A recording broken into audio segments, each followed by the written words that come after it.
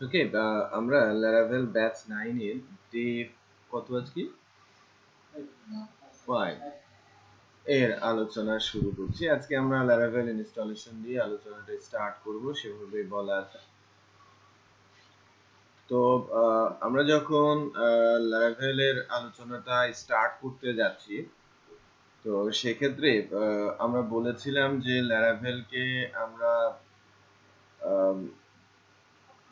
যখন শিখতে যাব, গাইডলাইন হিসেবে আমরা অলওয়েজ ফলো করব laravel.com কে। তাদের দেওয়া ইনস্ট্রাকশন অনুযায়ী আস্তে আস্তে করে আমরা ইনস্টলেশন প্রসেসটা এগিয়ে নেওয়ার চেষ্টা করব এবং পরবর্তী স্টেপও ঠিক একই স্টাইলেই আমরা দেখারও চেষ্টা করব। তো এখানে আজকে আমরা ফার্স্টে এই যে বিষয়গুলো দেখে নিব, সেটা হচ্ছে যে ইনস্টলেশনের জন্য প্রি চেকিং ইস্যুগুলো, রাইট? যে আমার পিএসপি ভার্সন 5.6.4 গ্রেটার হতে হবে। তো এই মেশিনগুলোতে 5.6.4 গ্রেটার আছে, 11 দেওয়া আছে। 5.6.11 দেওয়া আছে। বাট পরবর্তীতে, হ্যাঁ, পরবর্তীতে যখন কিছু ভেন্ডর আসবে, লাইক ই কমার্স যখন আমরা করতে যাব, ই কমার্সের একটা ভেন্ডর আছে গ্লুডিমিনাস শপিং কার্টের জন্য, ওটার জন্য আবার 7 এর প্রয়োজন পড়ে। আবার 7 এও সে কম্পিটেবল, কারণ এই PDO extension, open SSL, MB string, হ্যাঁ, টোকেনাইজার, এক্সএমএল পিএসপি এক্সটেনশন সবই কিন্তু আছে। 6.11 এও আছে, 7 এও আছে। সো আমরা Laravel 6.11 এও 5.6.11 এর মধ্যে ইনস্টল করতে পারি, সমস্যা নাই। আবার আমরা 7 এও ইনস্টল করতে পারি, বুঝতে পেরেছি? আচ্ছা, তো কম্পোজার প্রয়োজন পড়ে, রাইট? কম্পোজার প্রয়োজন পড়ে। কম্পোজার হচ্ছে পিএসপি ডিপেন্ডেন্সি ম্যানেজার, রাইট? এই ডিপেন্ডেন্সি ম্যানেজারটা আপনি composer.org থেকে ডাউনলোড করে নিয়ে এসে পাথটা যখন ইনস্টল করবেন, আপনি যেই জ্যাম বা ওয়ার্ম যাই ইনস্টল করেন, যা ইউজ করেন না কেন, আপনাকে ওই কম্পোজারটাকে আগে ইনস্টল করে নিতে হবে।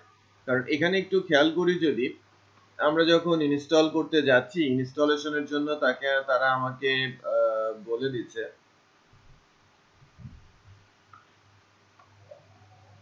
যে আপনি কম্পোজারের মাধ্যমে যদি ইনস্টল করতে যান, তাহলে ঠিক এভাবে এই কমান্ডটা লিখেন। বাট কমান্ডটা লিখতে হবে কোথায়? টার্মিনালে, রাইট? সো টার্মিনালে আপনি যেতে পারেন এবং গিয়ে যদি এই কমান্ডের মাধ্যমে Laravel ইনস্টল করতে চান, আপনার মেশিনে অবশ্যই কম্পোজারটা থাকতে হবে। এবং শেষ করি, এবং ওই জ্যাম্পের এগেনস্টে কম্পোজারের পাথটা সেট করা অবস্থায় থাকতে হবে আপনি যে জ্যাম্পের মধ্যে Laravelটা ইনস্টল করছেন অথবা ওয়াম্পের মধ্যে Laravelটা ইনস্টল করছেন, রাইট? তো আমার যদি জ্যাম্প থাকে, জ্যাম্প 7, ওটা একদম ফ্রেশ আছে, ওটাতে আমি দেখাবো। Laravel PHP ভার্সন 7 এর একটা জ্যাম্প আমি ইনস্টল করে রেখেছি আপনাদের জন্য। ওখানে কম্পোজারটা আমরা দিব, রাইট?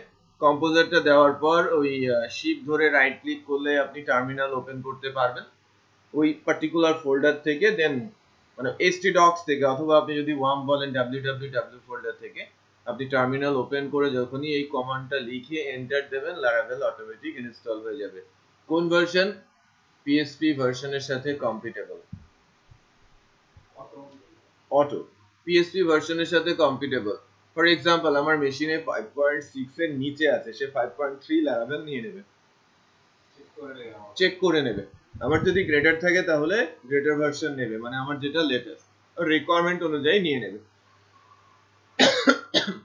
তো কম্পোজারের ফ্যাসিলিটি আছে ডিপেন্ডেন্সি ম্যানেজারের, যে আমি কম্পোজার ইউজ করে ইনস্টল দিতে পারছি, প্যাকেজ গুলো ইনস্টল করে দিতে পারছি, ভেন্ডর গুলো ইনস্টল করতে পারছি, কন্ট্রোলার ক্রিয়েট করতে পারছি, রাইট? স্কিমা ফাইল আমি ক্রিয়েট করতে পারবো ডেটাবেসের, এটা অটোমেটিক। আমি কমান্ড লিখবো, অটোমেটিক সেটা আমাদের Laravel প্রজেক্টের মধ্যে অটোমেটিক সেটা ক্রিয়েট হয়ে যাবে। সো আমি মাইগ্রেশন চালাতে পারি, রোল ব্যাক করতে পারি, সিডিং করতে পারি, রাইট, ফ্যাক্টরি সিডিং আমি করতে পারি। সো এই ফ্যাসিলিটি গুলো কম্পোজার থাকলে পাবো, আর যদি কম্পোজার না থাকে আমি পাবো না। আমি কি বোঝাতে পেরেছি? কম্পোজারটা আমাকে দিতে হবে। তো কম্পোজার .org থেকে আমরা কম্পোজার নিয়ে আসবো, যেটা কম্পোজার ডাউনলোড করে নিয়ে পরবর্তীতে আমি ইনস্টল করব। বাট প্রিরিকুইজিট এই ডেটা মানে এই প্রিরিকুইজিটটা আমাদের মেশিনে থাকতে হবে। আর আমার যদি PHP এর এই ভার্সনটা থাকে, সাথে সাথে এই প্রিরিকুইজিট গুলো ফুলফিল হবে।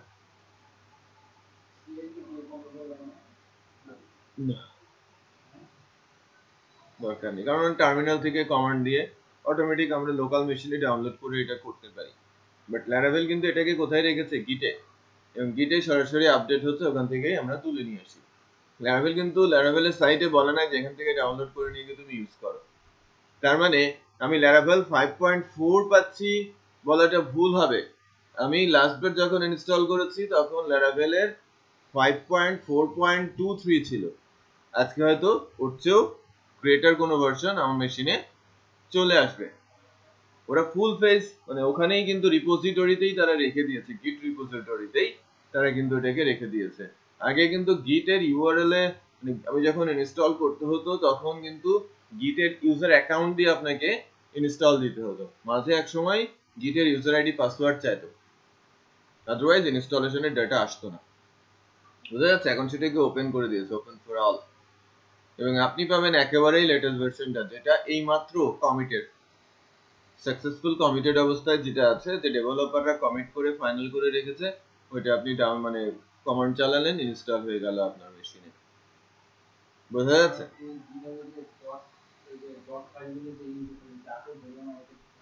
ওইটা অ্যাকচুয়ালি আননেম ফাইল গিটে আপলোড হয় না, আননেম যার নাম থাকে না, .env ওর কোনো নাম নেই, এক্সটেনশন আছে। .htxs ওই ফাইলগুলো সে রাখে না ফর সিকিউরিটি রিজন। হ্যাঁ, ওগুলোকে জিপ করে করে তুলতে হয়, জিপ করে দিতে হয়। বুঝতে পেরেছেন? আপনি কোশ্চেন করছিলেন।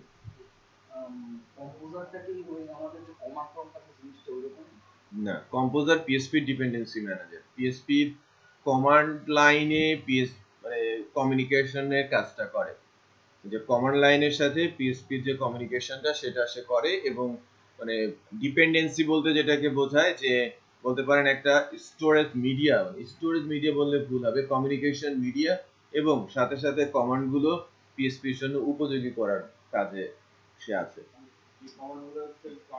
হ্যাঁ, কনভার্ট করে PHP এর সাথে কমিউনিকেশনের জন্য আছে।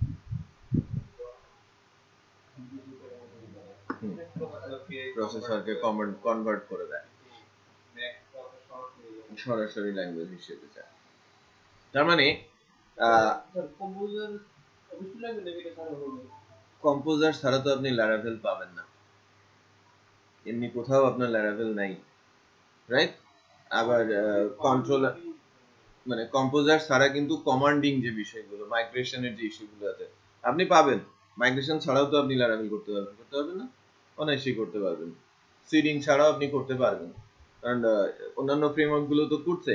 বাট এক্সট্রা ফ্যাসিলিটি দেওয়ার সাথে সাথে কিছু কিছু জায়গাতে মানে মানে স্ট্রিক্টনেস আছে, যে আপনি কম্পোজার ছাড়া আপনি লাইক কম্পোজার দিয়ে কি করতে পারেন? ইনস্টল করতে পারেন, রাইট?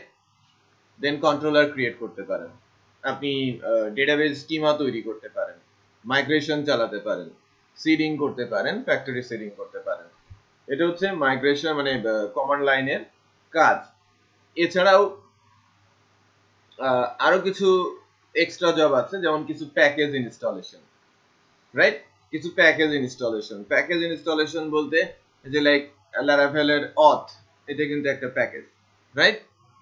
এর ইনস্টলেশন, অথবা আপনি ভেন্ডর ইনস্টলেশন, এই কাজগুলো কিন্তু আপনি খুব সহজ হয়ে যাবে কম্পোজার থাকলে। উইদাউট কম্পোজার প্রসেস আছে, ডাউনলোড করে কনফিগার করাটা রিয়েলি ভেরি ডিফিকাল্ট। আর কম্পোজার অনুযায়ী যখন আপনি দেবেন কমান্ডটা, অটোমেটিক সে সেট করে নেবে, সামান্য কিছু কনফিগারেশনাল চেঞ্জ আপনাকে আনতে হবে। যেটা বললেন মাইগ্রেশন, মাইগ্রেশনটা বলতে কি বোঝাচ্ছে এখানে? একটা ভার্সন থেকে আরেকটা ভার্সন না, আপনি থার্ড ক্লাসে ল্যারাভেলের বিষয়টা দেখবেন। মাইগ্রেশন হচ্ছে ডেটাবেস রিলেটেড অ্যাকশন গুলো, ল্যারাভেলের যে ডেটাবেজের অ্যাকশন গুলো হয় সরাসরি ডেটাবেজে গিয়ে ডেটা টেবিল তৈরি করা হয় না, টেবিলটা তৈরি করা হয় কোডের মধ্যে। নরমালি স্কিমা টেবিল ফার্স্টে তৈরি করা হয়, দেন একটা কমান্ড চালাতে হয়, কমান্ডটাই হচ্ছে migration command, PSP artisan make migration করতে পারবেন, but it is standard practice, তারাই প্রসেসরটা রেডি করেছে। মানে এটা মানে একটা ইউনিক, ল্যারাভেলের হচ্ছে সবচেয়ে ইউনিক পার্টগুলোর মধ্যে এটা একটা। অন্যান্য ফ্রেমওয়ার্ক থেকে এটা ডিফারেন্ট করার পেছনে, ডিফারেন্ট হওয়ার পেছনে মূল কারণ হচ্ছে কম্পোজার, এবং কম্পোজার ডিপেন্ডেন্সি থেকে নিয়ে এই কাজগুলো কম্পোজারের থ্রুতে করাতে যেটা হয়েছে, যে লিমিটেশন গুলো আর কি ডেভেলপমেন্ট স্টেজে যে লিমিটেশন গুলো থাকে, সেই লিমিটেশন গুলো অনেকটাই কভার করা সম্ভব। লিমিটেশন বলতে যেটা বোঝায় যে আমরা যখন ম্যানুয়ালি করি, ম্যানুয়ালি করার সময় ডেটাবেসে মনে করেন অনেক পরিবর্তন হয় যখন টিমে কাজ করে। তো ডেটাবেসের একটা টেবিলে যখন পরিবর্তন করে, ওই ডেটাবেসটা কিন্তু ওই সাবভার্সন সম্পর্কে ধারণা আছে? সাবভার্সন হচ্ছে এমন একটা সিস্টেম, ওই সাবভার্সনের আন্ডারে যদি ধরেন আমরা 8 জন আছি, আরো 5-7 জন আজকে অনুপস্থিত, রাইট? তো যদি 8 জন আমরা একটা ডেভেলপমেন্টের পেছনে কাজ করি, একটা রিপোজিটরি থাকে, যেটা বলতে পারেন সার্ভারে আমার কোডটা থাকে। আপনি যখন আপডেট নেবেন সবার মেশিনে সবকিছু চলে যাবে, সারাদিন কাজ করলেন, বিকেলে এসে আপনারা যার যার কাজ কমিট করে দেবেন, আবার সেটা সাবভার্সনে চলে যাবে, অথবা যখনই আপনি কমিট করছেন সেটা ভার্সনে চলে যাচ্ছে, আপনি আপডেট নিচ্ছেন, আপনার কোড সেটা আপডেট হয়ে যাচ্ছে। মানে সবার কোড সবার কাছে থাকছে, বাট সবাই সব মেশিনে কোড লিখছে না। সেটা বুঝতে পেরেছেন? নরমালি কি হয় যে আমার কোড আপনার কোড আপনার কোড যদি পেন ড্রাইভ করে করে নিয়ে একজনকে মার্জ করতে হয়, তার মানে অবস্থা কি হালুয়া টাইট হয়ে যাবে না? ওইটা কি ম্যানেজেবল অবস্থায় থাকবে কখনো? সাবভার্সন সেই কাজটা করে। গিট কি করে? একই কাজ করে। এটা অনলাইন সাবভার্সন বলে। এই একই রিপোজিটরিতে তারা কন্ট্রিবিউট করতে পারে এবং হিস্ট্রিতে রয়ে যায়। এবং সাবভার্সনের আরেকটা অ্যাডভান্টেজ হচ্ছে যে আমি রোল ব্যাক করতে পারি, আমি ওই ডেটের ডাটাটা নিব, আমি কারেন্ট ডাটাটা নিব না। যদি কনফ্লিক্ট করে আমি রিসলভ করতে পারি, হিস্ট্রিতে চলে যায় সবকিছু, প্রতিদিনের কাজ হিস্ট্রিতে চলে যায়, ব্যাকআপ অবস্থায় চলে যায় রিপোজিটরিতে। আমি বুঝতে পেরেছি? অত্যন্ত পাওয়ারফুল। সো ডেটাবেস কিন্তু সেখানে থাকে না, কোড থাকে। সো হ্যাঁ, কনফ্লিক্ট করে, বাট আপডেট নিয়ে কাজ করে তারপরে যদি প্রথমবার যদি আপডেট নেন, দেন আপনি যদি কাজ করেন, দেন কমিট করেন, রিজলভ করা যায় সবকিছুই। হ্যাঁ, এক ফাইলে করলে ডিফিকাল্টিস তৈরি হয়। নরমালি তো এক ফাইলে কাজ করার প্রয়োজন পড়ে না, রেয়ার কেসে প্রয়োজন পড়ে। তো ডেটাবেসের ওই জায়গাটা আনম্যানেজড হয়ে যেত, রাইট? একজন আরেক জায়গায় চেঞ্জ করছে, আরেকজন আরেক জায়গায় চেঞ্জ করছে, দেন ডেটাবেসটাকে রাউট করতে হচ্ছে সবার কাছে, তো তোমরা আপডেট করো, রাইট? তো পেইনফুল। এই কারণে ডেটাবেসের সবকিছু কোডের ভেতরেই আনা হয়েছে, এমন ভাবে আনা হয়েছে যে স্কিমা টেবিল আকারে। তো আপনি চেঞ্জ করলে ডেটাবেসে পরিবর্তন করেন, স্কিমাতেও পরিবর্তন করেন, অথবা স্কিমাতে ফার্স্ট মানে রুলস অনুযায়ী স্কিমায় পরিবর্তন করে মাইগ্রেশন করেন, ডেটাবেসে চলে যায়। যখন আপনি কমিট করবেন, আমি যদি আবার মাইগ্রেশন করে নিই, আমার কাছে সব ডাটা চলে আসলো, ডেটাবেসে সবকিছু চলে আসলো। যেটা বোঝা যাচ্ছে? আবার সিডিং যে বিষয়টা আছে, যে আপনি চাঙ্ক অফ ডাটা বা সেট অফ ডাটা টেবিলের জন্য ডেটা তৈরি করে রাখতে পারেন। আপনি সিড ক্লাস চালিয়ে দিলেন, আপনাকে কিন্তু ম্যানুয়ালি ডেটাবেসে ডেটা ইনসার্ট করতে হবে না, অটোমেটিক সিড ক্লাস রান করার সাথে সাথে আপনার ডেটাবেসে ডেটা ম্যানিপুলেট হয়ে যাবে। ফ্যাক্টরি প্রসেস যেটাকে বোঝায়, একবারে প্রচুর ডাটা আপনি পুরো প্রজেক্টের জন্য ডামি ডাটা তৈরি করে রেখেছেন, ওই ফ্যাক্টরি ক্লাসটা চালিয়ে দিলেন, আপনার ডেটাবেসের ভেতরে ডেটা ম্যানিপুলেট হয়ে গেল। কারণ অনেক সময় কি ডেটাবেস ক্লিয়ার করে করে টেস্ট করতে হয় না, ওই সিডিং এ করা যায়, ফ্যাক্টরিতে করা যায়।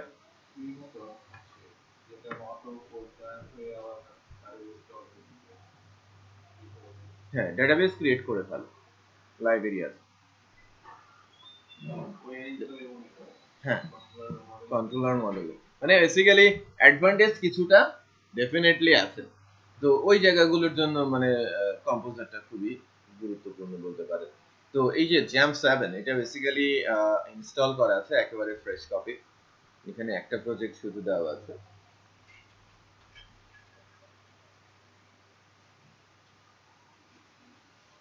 ব্যাস এইটার একটা প্রজেক্ট এখানে চলছে।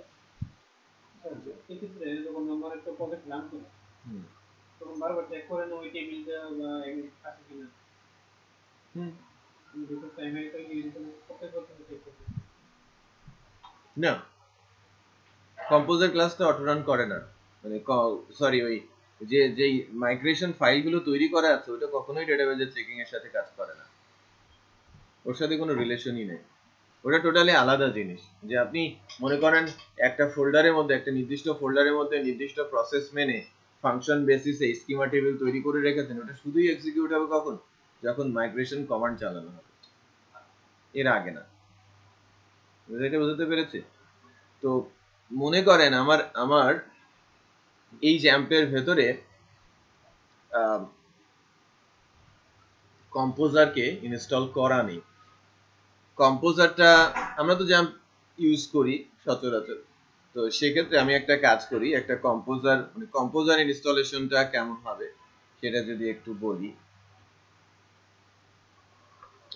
কম্পোজার ফাইল ইন্টারেস্টিং যে আমি যখন কম্পোজার আপডেট দিব টার্মিনালে গিয়ে অটোমেটিক লেটেস্ট ভার্সন পেয়ে যাই, একটু সময় নেয় ফার্স্টে, তারপর অটোমেটিক সে পেয়ে যায়। তো আপনি যে ভার্সনই ডাউনলোড করে রাখেন না কেন, আর কম্পোজার ডাউনলোড করবেন কম্পোজার ওয়ার্কশিট লেটেস্টটা পাবেন।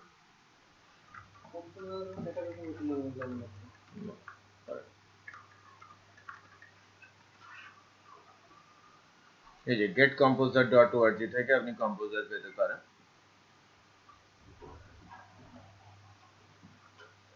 যে কম্পোজার থেকে আপনি যে লাস্ট ভার্সনটা ডাউনলোড করে নেবেন, অথবা উপরের দিকে যে ডাউনলোড করে নেবেন এখান থেকে। ঠিক আছে, কম্পোজারটা আমার কাছে ডাউনলোড করাই আছে, এটাকে আমি ইনস্টল দিয়ে দিচ্ছি। এখানে আমি রান করে আমি পাথটা শুধু দেখিয়ে দিব, আমার যে জ্যাম্প সেই জ্যাম্পের পাথটা আমি শুধু দেখিয়ে দিচ্ছি। যে দুর্বল একটা লোক হাত উঁচু করে আছে, এটা আপাতত এই পেয়ে গেছে, হ্যাঁ অটো, কারণ আমার ওই ড্রাইভে আরেকটা মেশিনে দেওয়া আছে, রাইট? সো আরেকটা জ্যাম্পের মধ্যে দেওয়া আছে, সো নতুন করে জ্যাম্প ইনস্টল হলে কম্পোজারকে কিন্তু নিয়ে নেয়। তারপর আমি বলছি হ্যাঁ exe PSP এর exe ফাইলটা দেখিয়ে দিতে হবে। তো আমি ব্রাউজ করে দেখাচ্ছি যে কোনটা দেখাতে হয়। এটা বেসিক্যালি দেখাবেন হচ্ছে জ্যাম্পের মধ্যে PSP এর যে ফোল্ডার আছে, না বিনে না, সরাসরি PSP এর যে ফোল্ডার আছে, PSP এর exe ফাইল আছে, দ্যাট ফাইল, এই পাথটাকে দেখিয়ে দিতে হয় অলওয়েজ, দেন তারপরে আর কোনো কাজ নেই, রাইট? সো নেক্সট, হ্যাঁ এই মানে একটু বিশেষত্ব আছে, দুর্বল, হ্যাঁ এখনো তুলেই আছে, দেন ইনস্টল।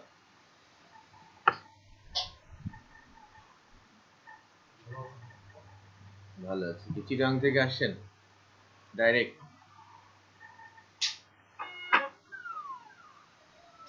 আপনার অন্যান্য সাথীরা রয়ে গেছে পথে? আচ্ছা দেখেন, আমার কম্পোজারটা ইনস্টল হয়ে গেছে, আমার জ্যাম্পটাকে একটু রান করে নেই।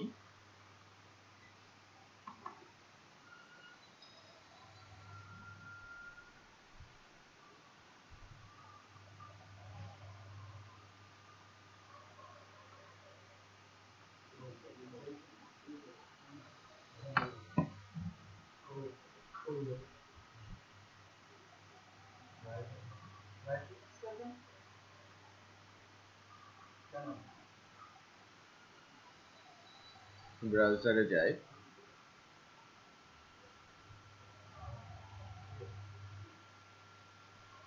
এই অবস্থা, রাইট?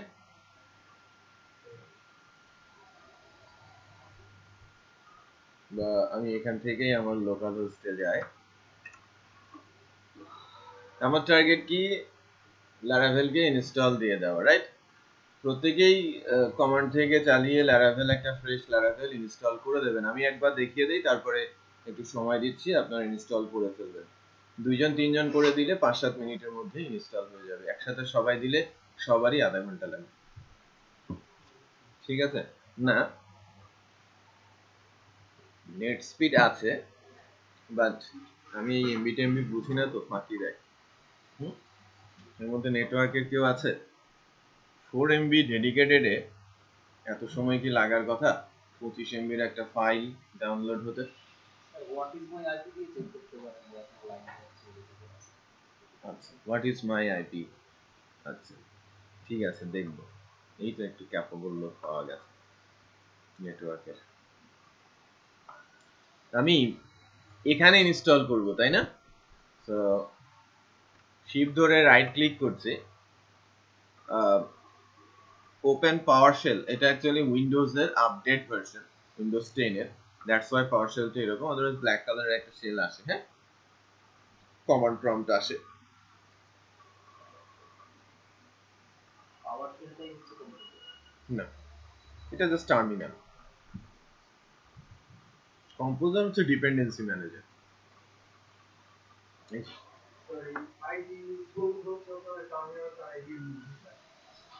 হ্যাঁ, তো এই যে আমি যদি ওই কমান্ডটা চালাই ল্যারাভেলের সাইট থেকে নিয়ে, হ্যাঁ কি চেক করব বলে?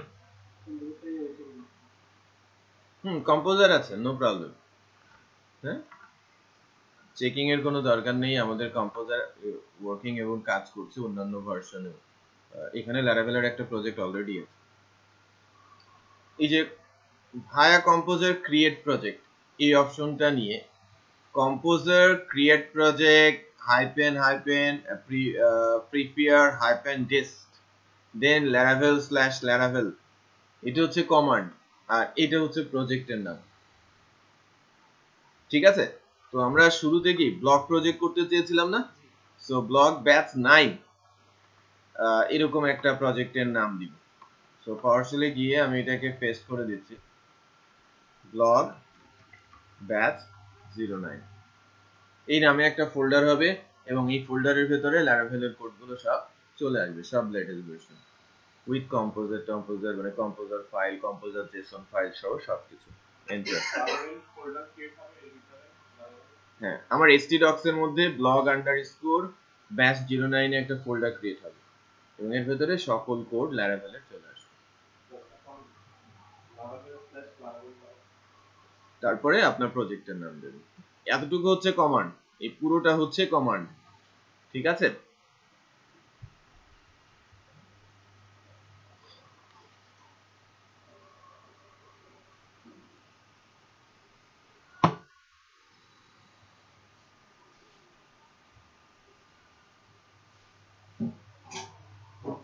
আর দু একজন কমান্ডটা চালিয়ে দিতে পারেন, ল্যারাভেল ইনস্টল হয়ে যাবে।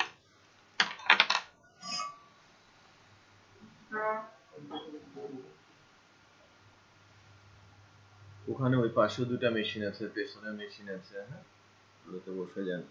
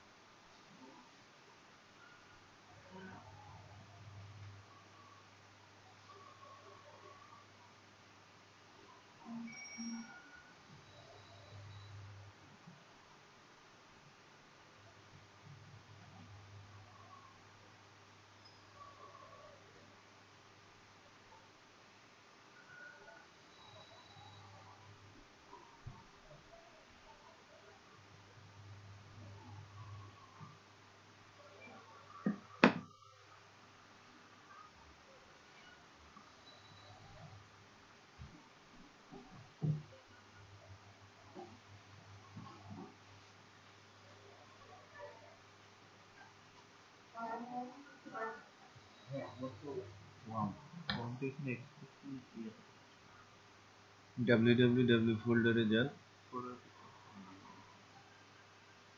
ও ব্যাকে যান।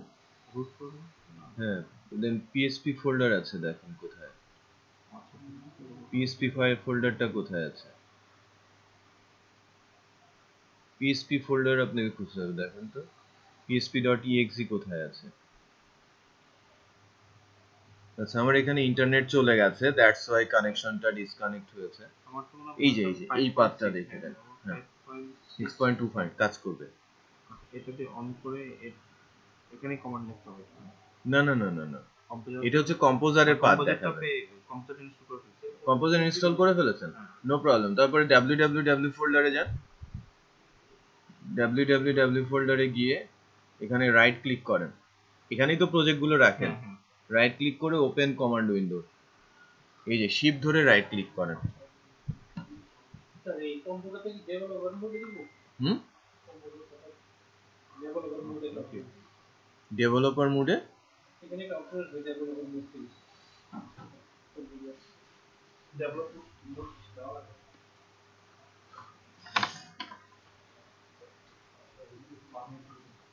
হ্যাঁ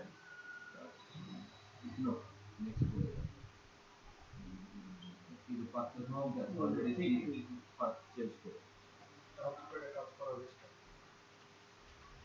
বেলা তাহলে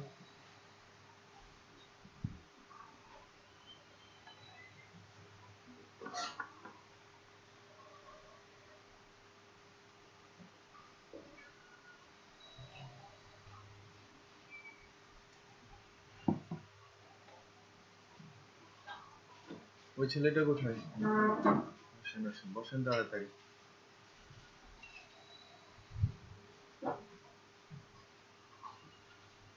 আর একটা অপশন আছে ইউজার প্রক্সি সার্ভার। ওইটাও স্কিপ করে যান। হ্যাঁ, আমি কিছুক্ষণ আগে বলছিলাম না, একটু খেয়াল করেছেন 5.4 ঠিকই, বাট 5.4.30 আরো সাব 30 ভার্সন রিলিজ হয়ে গেছে। মানে তারা প্রতিনিয়তই কিন্তু আপডেট করার তাড়ায় আছে। 5 বছরের মাথায় না, এটাই প্রথম। হ্যাঁ এটাই প্রথম, বাট এখনকার যে ফ্রেমওয়ার্ক গুলো আরো নতুন আসছে তারাও এটাকে ইউজ করছে, এবং কোডিগনেটর 4 ভার্সন যেটা রিলিজ হবে ওইটা কম্পোজারের থ্রুতে কাজ করতে হবে। ওরা পিএসপি ডিপেন্ডেন্সি ম্যানেজার ইউজ করা শুরু করেছে। তাহলে তো আমরা আগে যে প্রজেক্টগুলো করতাম সেই প্রজেক্টগুলো তো হ্যাঁ, কোডিগনেটরের পুরনো ভার্সনের প্রজেক্টগুলোর জন্য অশনি সংকেত, যে নেক্সট ভার্সনে নিয়ে যাওয়াটা কতটুকু চ্যালেঞ্জিং সেটা দেখতে হবে তার ভার্সন রিলিজ হওয়ার পরে। স্যার এমনকি মানে এটা কি কখনো দরকার পড়ে যে একটা প্রজেক্টে তো অলরেডি 5.2 তে স্টেবল আছে, এটাকে 5.4 এ নেওয়ার কোনো দরকার পড়ে? অবভিয়াসলি, কারণ যতদিন যাবে ততদিন করে করে পিএসপি তার পুরনো সিকিউরিটি গুলো তুলে নেওয়া শুরু করবে। সার্ভার আপডেট হয়ে গেল, আমার প্রজেক্ট রান 4 হয়ে গেল, তখন ওটা তো আর সার্ভারেও রান করবে না, অনেক প্রবলেম হবে। হ্যালো হ্যালো, না দেন মাঝে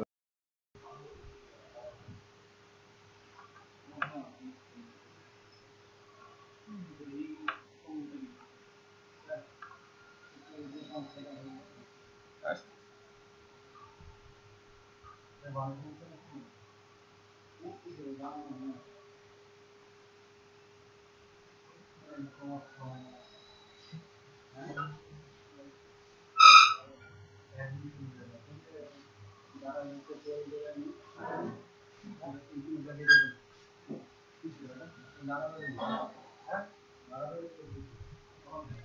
এইটা হচ্ছে একটা প্রসেস যার মাধ্যমে আপনি ল্যারাভেল ইনস্টল করতে পারেন। মানে ল্যারাভেলের যে ইনস্টলারটা আছে সেই ইনস্টলারটা আপনাকে ডাউনলোড করতে হবে। First download the Laravel installer using composer. আপনি এটা দিয়ে ল্যারাভেলের ইনস্টলারটা ডাউনলোড করলেন, দেন ল্যারাভেল নিউ ব্লক এই কমান্ড চালিয়ে আপনি কি করলেন, ওটা আবার প্রথম প্রজেক্টে নিয়ে নিলেন, কিওয়ার্ড হয়ে যাবে। আর এটার মাধ্যমে সরাসরি আপনি রিপোজিটরি থেকে ল্যারাভেল ইনস্টল সহ প্রজেক্ট ফোল্ডার পেলেন। এটা ইজি প্রসেস। কি আপনার প্রবলেম আছে না? দেখছি।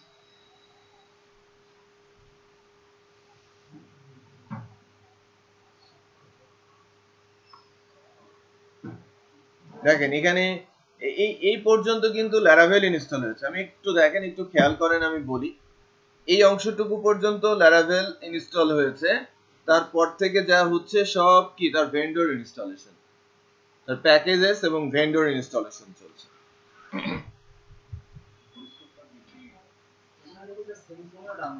হ্যাঁ, সিম্ফনি তো অনেক কিছু ইউজ করেছে Laravel, আমি গতদিন কিন্তু একটু বলেছিলাম। ও হ্যাঁ হ্যাঁ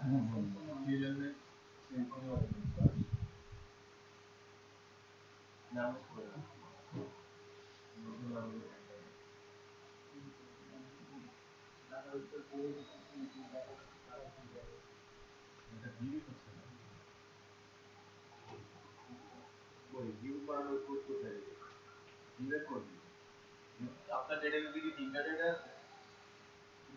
হ্যাঁ, তার মানে আপনার ডাটাও ঠিক আছে, কিন্তু ইকো দেওয়াটা হয় না। ইকো কোথায় আছে এখন? দুটা কোথায় গেল? ইয়ে করতে হবে, নিচে দিটা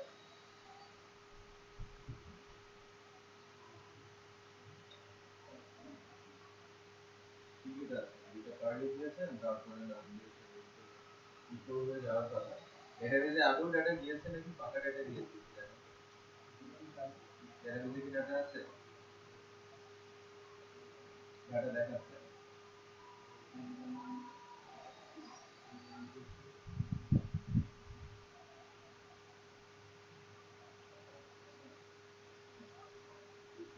সেটাও দেখেন।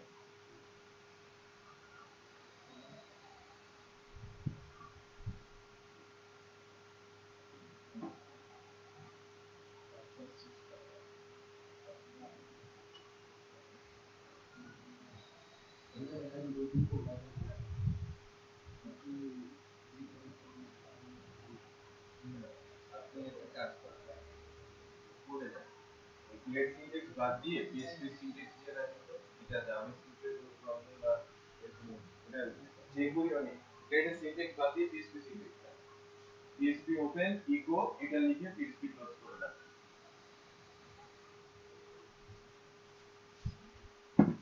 আচ্ছা, ইনস্টল হোক, আমি ভিডিও রেকর্ডিংটা বন্ধ করি, ইনস্টলেশন হলে আমরা আলোচনায় ফেরত আসি। একটু খেয়াল করবেন, আপনারা ইনস্টল দিয়ে দেন।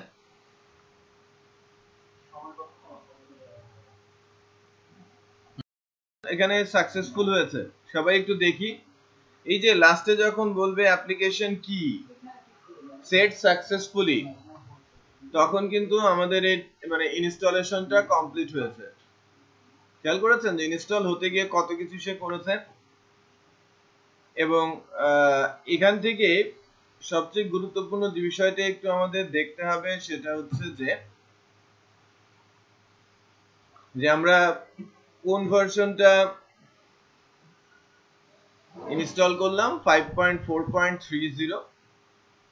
প্রজেক্টের নামটা হচ্ছে blog_batch9.env, একটা ফাইল তৈরি হয়েছে এবং এক্সাম্পল env তেও আরেকটা ফাইল তৈরি হয়েছে, যেটা খুবই গুরুত্বপূর্ণ। বেশ কিছু প্যাকেজেস এবং ভেন্ডরস ইনস্টল হয়েছে এবং ফাইনালি যেটা হয়েছে সেটা হচ্ছে একটা কি জেনারেট হয়েছে। এই কিটা ইউনিক হয়, প্রত্যেকটা প্রজেক্টের ক্ষেত্রে ইউনিক হয় এবং CSRF টোকেনের সাথে এই কি এর একটা মিল থাকে, জেনারেটেড যে কিটা সেই কি এর একটা মিল থাকে। তো আমরা একটু যদি আমাদের ফোল্ডার অপশনে যাই, এই যে ব্লগ ব্যাচ 09 এর একটা ফোল্ডার ক্রিয়েট হয়েছে এবং এর ভেতরে Laravel এর সবকিছু চলে আসে। কম্পোজার রিলেটেড ইনফরমেশন গুলো কম্পোজার জেসন এ আছে, রাইট? কম্পোজার জেসন নামে ফাইলে আছে। আমার এই পুরো Laravel এর যে সাইজ, তার 99 বলতে পারেন যে 5% হচ্ছে ভেন্ডরি, বাকি সবকিছু মানে সামান্য কোড হচ্ছে Laravel এর। হ্যাঁ, তার ডিপেন্ডেন্সি যে 25.5 MB only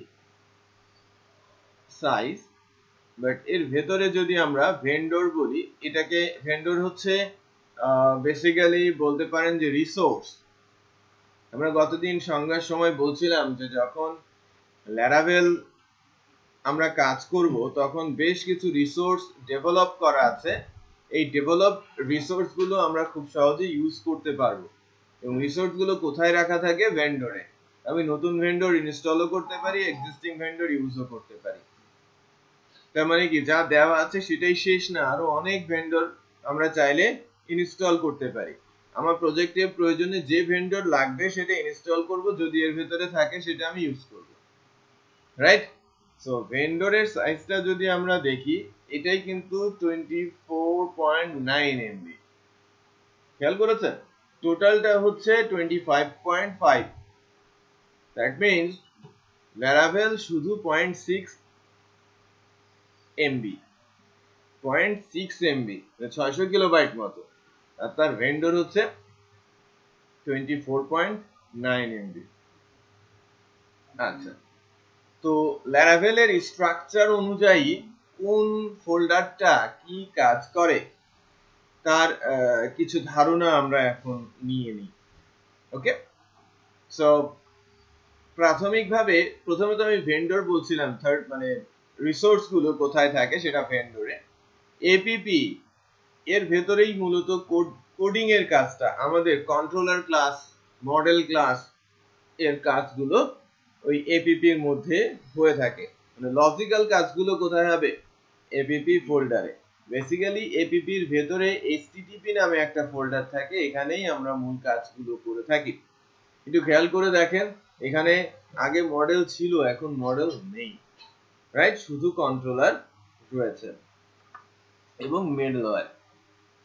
bootstrap basically automatic loaded API এবং অটোলোড রিলেটেড দুইটা ফাইল এখানে দেওয়া আছে। এই দুইটা ফাইল কিন্তু শুরুতেই রান করে, ডিফল্ট রান করে এই দুইটা ফাইল। যখন আমার এই Laravelটা স্টার্ট করবে, সেই Laravel স্টার্টিং এই এই দুইটা ফাইলকে রান করে, অটোলোডকে রান করে এবং app.php ফাইলকে রান করে, যা মূলত ফ্রেমওয়ার্কের স্টার্টার ফাইল হিসেবে কাজ করে।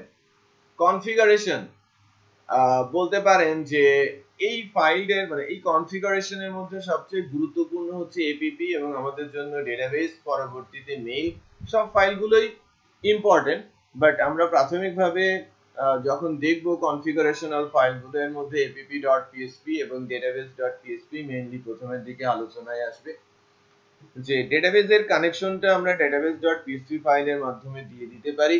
আর এপিপি আমার এই ফ্রেমওয়ার্কের ভেতরে যে লাইব্রেরি গুলো আছে, সেই লাইব্রেরি গুলো ইউজেবল করার জন্য, অথবা নতুন লাইব্রেরি যখন ইনস্টল করব, দ্যাট মিন্স ভেন্ডর ইনস্টল করব, সেগুলোকে যদি আমি ইউজ করতে চাই, এপিপি এর মাধ্যমে কনফিগারেশন দিয়ে নিতে হবে। এটা নিয়ম, ফ্রেমওয়ার্কের নিয়ম। কনফিগারেশন মূলত যে লাইক আপনি যখন কোনো একটা সিস্টেম ইউজ করতে চাচ্ছেন, সেই সিস্টেমের কিন্তু একটা কনফিগারেশন, ডিফল্ট কনফিগারেশন থাকেই। নতুন কিছু যুক্ত করলে সেই কনফিগারেশনটা কিছুটা পরিবর্তন করে নিতে হয়। ঠিক তেমন জায়গাটা এটা। ফ্রেমওয়ার্কের কনফিগারেশনটা হবে এই কনফিগ ফোল্ডারের যে বিভিন্ন ফাইলগুলো আছে সেগুলোকে কনফিগারেশন করার মাধ্যমে। যেমন ইমেল যখন আপনি ইউজ করতে যাবেন, ইমেলের কনফিগারেশন আপনাকে করে নিতে হবে না? ঠিক তেমন আবার সেশন অটোমেটিক কনফিগার থাকে, ডেটাবেসটা কনফিগার করে নিতে হয়, যেমন কোন ডেটাবেসের সাথে কানেক্ট করব, কোন ডেটাবেসের মানে সার্ভারের সাথে আমি কানেক্ট করব, কোন ডেটাবেসটাকে আমি সিলেক্ট করব, সবকিছু ওই কনফিগারেশনের মাধ্যমেই হয়। ডেটাবেস, এই ডেটাবেসটা আমি কিছুক্ষণ আগে বলছিলাম যে অত্যন্ত পাওয়ারফুল একটা ক্লাস তারা রেডি করে রেখেছে। মাইগ্রেশনস ফাইলের ফোল্ডারের মধ্যেই কিন্তু স্কিমা গুলো তৈরি করে করে রাখা হয়। যখন আমি টার্মিনাল থেকে আমি মাইগ্রেশন ফাইল তৈরি করব, এই মাইগ্রেশন ফাইলগুলো তৈরি করে এর ভেতরে স্কিমা গুলো আমি বানিয়ে রাখতে পারি এবং মাইগ্রেশন কমান্ড চালিয়ে সরাসরি আমি ডেটাবেসে টেবিল ক্রিয়েট করে দিতে পারি। এটা গেল মাইগ্রেশন এর কাজ। সিডিং, এখানে আমি ক্লাস তৈরি করে রাখতে পারি এবং সিড কমান্ড চালিয়ে আমি স্পেসিফিক টেবিলের মধ্যে ডেটা ইনসার্ট করে দিতে পারি, ডামি ডাটা, রাইট? এটা সিঙ্গেল ক্লাস, সিঙ্গেল ডেটা টেবিলের জন্য। আর ফ্যাক্টরিজ, এখানে যে মডেল ফ্যাক্টরি রয়েছে, যার মাধ্যমে একসাথে পুরো ডেটাবেসের ভেতরে আমি ডাটা ম্যানিপুলেট করতে পারি, রাইট? আমি জাস্ট বলছি যে কোন ফোল্ডার কোন ফাইলের কি কাজ। আমি জাস্ট প্রাথমিক আলোচনায় আসি, পরে কাজ করতে কিন্তু আপনার আস্তে আস্তে করে সব বুঝে যাবে। আমি একবার বলছি এই বলে এই না যে এটা লাস্ট বার। আমরা এই ফোল্ডারের মধ্যে এই ধরনের কাজ করব। আমি বুঝাতে পেরেছি? গুড। তো ডেটাবেসটা বললাম, রাফলি পাবলিক। এর ভেতরে রিসোর্স গুলো আপনারা রাখবেন। যখন কোনো প্রজেক্ট আপনারা করতে যান বা করতে যাবেন, দেখবেন যেন আপনাদের জন্য সিএসএস, ইমেজ, জেএস অত্যন্ত গুরুত্বপূর্ণ রোল প্লে করছে। সো ফ্রন্ট এন্ড বলেন আর অ্যাডমিন, আপনাকে কিন্তু এই রিসোর্স গুলো ইউজ করতে হবে। সিএসএস ইউজ করতেই হবে, ইমেজ ইউজ করতেই হবে, জাভাস্ক্রিপ্ট ইউজ করতেই হবে, এবং সেগুলো সব রাখতে হবে পাবলিক ফোল্ডারের মধ্যে। ক্লিয়ার? আচ্ছা, এরপরে আসে রিসোর্স। এটা বেসিক্যালি ভিউজ, এর ভেতরে থাকে number of views file. Views বলতে বোঝায় আমরা এমভিসি ডিজাইন প্যাটার্নের ভি, দিস এই ভিটা ভিউ এর মধ্যে আমরা যে ব্লেড ফাইলগুলো আছে সেই ব্লেড ফাইলগুলো রাখবো। ইন্টারেস্টিং বিষয় হচ্ছে যে এখানে আমি ফোল্ডার ক্রিয়েট করতে পারি। আমি আদার্স যে ফোল্ডারগুলো দেখালাম ওখানে নিজের মতো করে ফোল্ডার ক্রিয়েট করার কোনো সুযোগ নেই। বাট এই ভিউ হচ্ছে এমন একটা জায়গা, এখানে আমি ইচ্ছে মতো ফোল্ডার বানিয়ে ফোল্ডারের ভেতরে ফাইল তৈরি করে রাখতে পারি। বাট এখানে একটা রুলস আছে, প্রত্যেকটা ফাইল হবে .blade.php এক্সটেনশনে। So file name .blade.php। Clear? তো সকল ভিউ ফাইল হবে ব্লেড এক্সটেনশন। যদি ব্লেড না পায় তাহলে ভিউ লোড হবে না। মানে পিএসপি এক্সটেনশন দিতে পারেন, কোনো এরর দেবে না, বাট আউটপুট আসবে না। ওকে, সো রিসোর্সটা আমরা বুঝলাম। এরপর আছে রাউটস, খুবই গুরুত্বপূর্ণ। এটা ফাঁকি দেওয়ার জন্য, হ্যাঁ সিকিউরিটির জন্য। আমার ইউআরএলটা আমি আমার মতো করে আমি রেডি করব, ইউআরএল দেখাবে একরকম, কাজ করবে ভিন্ন কিছু, right? Each and every action framework ল্যারাভেলে সব কন্ট্রোল হয় রাউটস এর মাধ্যমে। Each and every action, right? Routes ছাড়া যাওয়াই যায় না কোথাও। প্রত্যেকটা লিংকের জন্য একটা একটা করে রাউটস আপনাকে বানাতে হবে। সিআই রাউটস দিয়েও করা যায়, রাউটস ছাড়াও করা যায়। সো আপনার ল্যারাভেলে এটা স্ট্রিক্ট, আপনাকে করতেই হবে, নিয়ম। হ্যাঁ, এর বাইরে আপনি যেতে পারবেন না। ওকে, রাউটস এর লিখার ভিন্ন ভিন্ন নেম আছে, রাউটস এর বেসিক কিছু ফাংশনস রয়েছে। স্টোরেজ, এটা বেসিক্যালি ফ্রেমওয়ার্ক নিজের মতো করে ব্যাকআপ করে ডাটা গুলো ইউজ করে, আমাদের ইউজেবল কোনো জায়গা না। টেস্টও তাই, ভেন্ডর আমি বলেছি, রাইট? সো এরপরে যে ফাইলগুলো আছে .env, এই ফাইলটা খুবই গুরুত্বপূর্ণ, যা মূলত ডেটাবেজের কানেকশনের জন্য কাজ করে। আমি যদি সিঙ্গেল ডেটাবেস নিয়ে কাজ করি, কানেকশন ফাস্টার করার জন্য .env ফাইল আমরা ইউজ করি, ইমেলের কানেকশনের জন্য .env ফাইল আমরা ইউজ করি, এবং সিকিউরিটির জন্য কোনো কেসে আমরা .env ফাইল ইউজ করি। বাট যদি আমরা একাধিক ডেটাবেস নিয়ে কাজ করতে চাই, তখন ডেটাবেসের ভেতরে কনফিগের ভেতরে database.php নামে একটা ফাইল আছে। তখন আমরা এই ফাইলের সাহায্যে একাধিক ডেটাবেস সার্ভার একাধিক ডেটাবেসের সাথে কাজ করতে পারি। সো env তে শুধু একটা সিঙ্গেল সার্ভার একটা ডেটাবেসের সাথে কাজ করা যায়। আর যদি সেটা আমরা না করতে চাই, তখন আমরা তাকে বাদ দিয়ে এই কনফিগারেশন ডেটাবেসের মাধ্যমে একাধিক ডেটাবেস সার্ভার একাধিক ডেটাবেসের সাথে কানেক্ট করে প্রজেক্ট রান করাতে পারি, রাইট?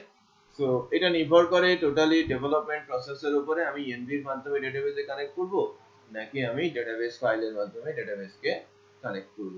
সো আমি ব্লগটা env এর মাধ্যমে আর ই-কমার্সটা ডেটাবেসের মাধ্যমে করব, রাইট? তো এছাড়াও আছে কম্পোজার জেসন।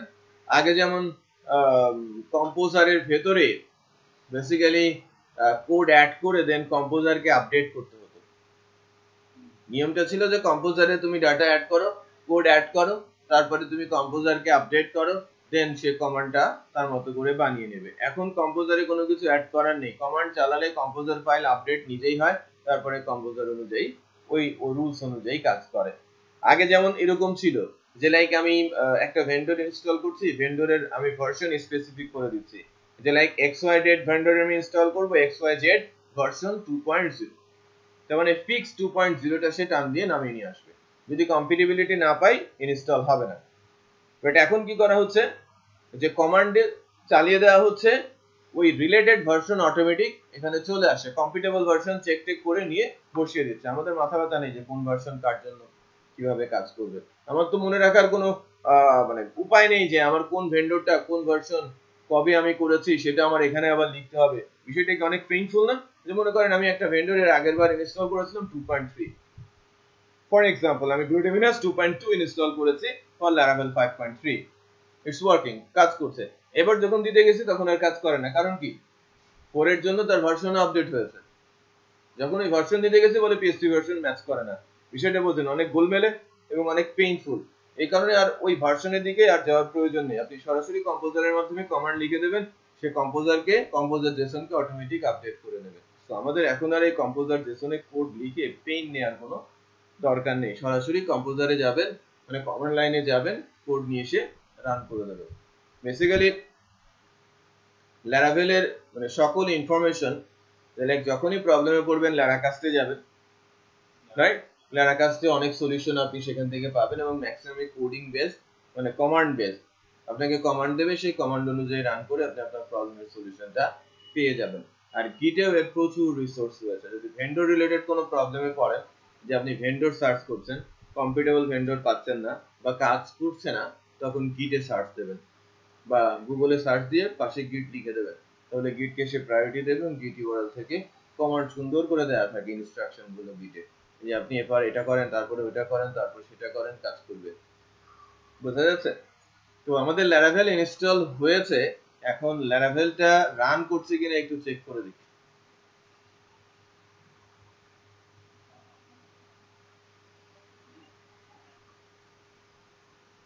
আমার প্রজেক্টের উপরে ক্লিক করার পর প্রজেক্টটা রান হয়ে যাওয়া উচিত ছিল নর্মাল নিয়ম অনুযায়ী, হয় নাই, বাট এটা এরকমই। হ্যাঁ, কারণ ডিফল্ট যে ফাইলটা সেটা রুটে নেই, ডিফল্ট ফাইলটা দেওয়া আছে পাবলিকের মধ্যে। আমি পাবলিকের মধ্যে যখন ক্লিক করব তখন সে আমাকে আউটপুট দেখাচ্ছে, বাট এটা ডেভেলপমেন্ট স্টেজে মেনে নেওয়া যায়, বাট যখন আমি প্রজেক্টটা ডিপ্লয় করব তখন তো এভাবে চলবে না, তাই না? তো শুরু থেকেই আমরা এটাকে রুটে নিয়ে যাওয়ার ব্যবস্থা করব। সো ফার্স্ট চেঞ্জ আসবে এখানেই, যখন আমি লারাভেল ইনস্টল করব শুরুতেই ইনডেক্স ফাইলটা পাবলিক থেকে আমরা সরিয়ে নিব, সরিয়ে নিয়ে দেন প্রজেক্টে হিট করলেই যেন সরাসরি আমরা আমাদের এই পেজটা পেয়ে যাই, সেই ব্যবস্থা করব। সো আমাদের তো কোডে হাত দিতে হবে, সো সেক্ষেত্রে আমি এডিটর হিসেবে নেটবিনস ইউজ করছি, আপনারা সাবলাইম টেক্সট ইউজ করতে পারেন, লাইট ওয়েট। ওকে, সো আমি নেটবিনসে যাচ্ছি, অ্যাপ্লিকেশন, ব্রাউজ,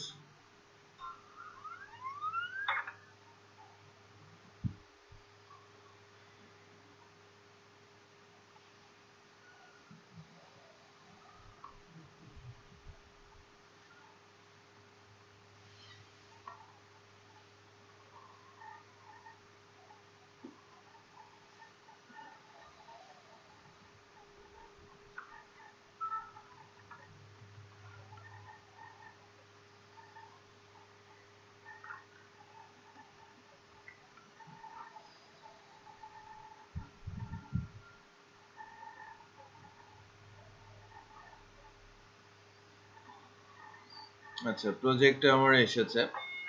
শুরুতে যে কাজটা করি, পাবলিক থেকে ইনডেক্স যে ফাইলটা আছে এই ফাইলটা নিয়ে আমরা কোথায় রাখবো?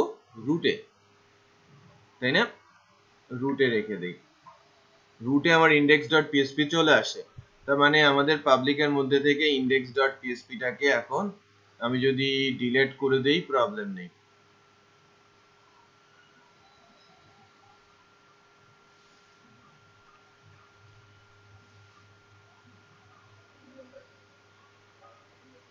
আমার ইনডেক্স আসে, আমি পাবলিক থেকে ইনডেক্সকে বাদ দিয়ে দিচ্ছি, ঠিক আছে? বাট এখন একটা কাজ হবে, একটু খেয়াল করেন, ইনডেক্স দেওয়ার পর এরর জেনারেট হবে, রাইট? এররটা হচ্ছে বেসিক্যালি যখন ইনডেক্সটা রান করেছে, বুটস্ট্র্যাপ নামে একটা ফোল্ডার আছে, সেই বুটস্ট্র্যাপ ফোল্ডারের ভেতরে দুইটা ফাইল আছে, এপিপি এবং অটোলোড।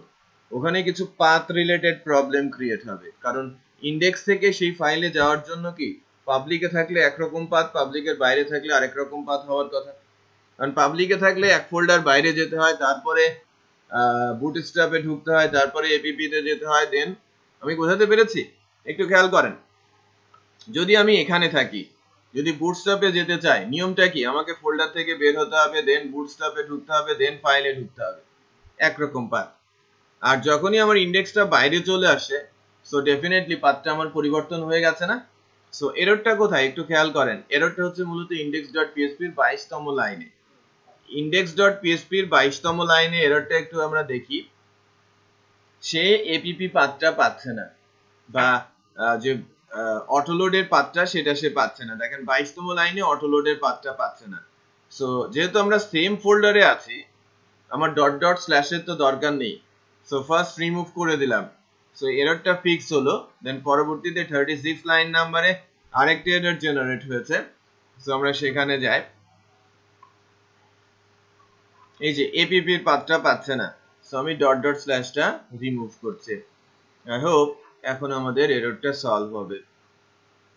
ঠিক আছে, আমাদের লারাভেলের যে পেজটা সেটা কিন্তু এখন শুরুতেই আসে। তার মানে আমি যদি এখন প্রজেক্টে যাই,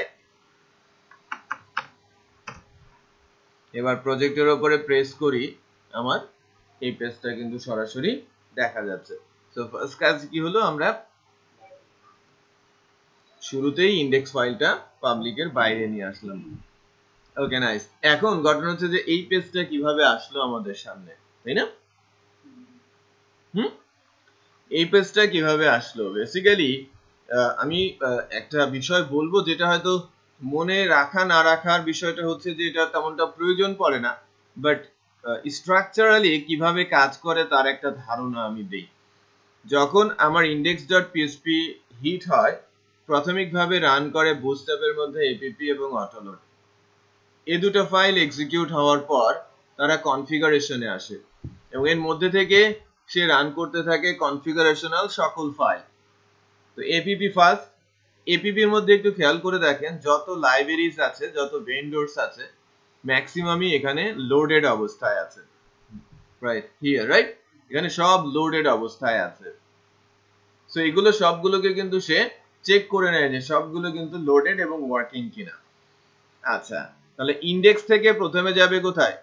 বুটস্ট্র্যাপের এই দুটো ফাইল এক্সিকিউট হবে, দেন কনফিগারেশনাল ফাইলগুলো এক্সিকিউট হবে, দেন ল্যারাভেল যখন রেডি কাজ করার জন্য, তার প্রি চেকিং সব শেষ, দেন সে চলে যায় বেসিক্যালি রাউটসে।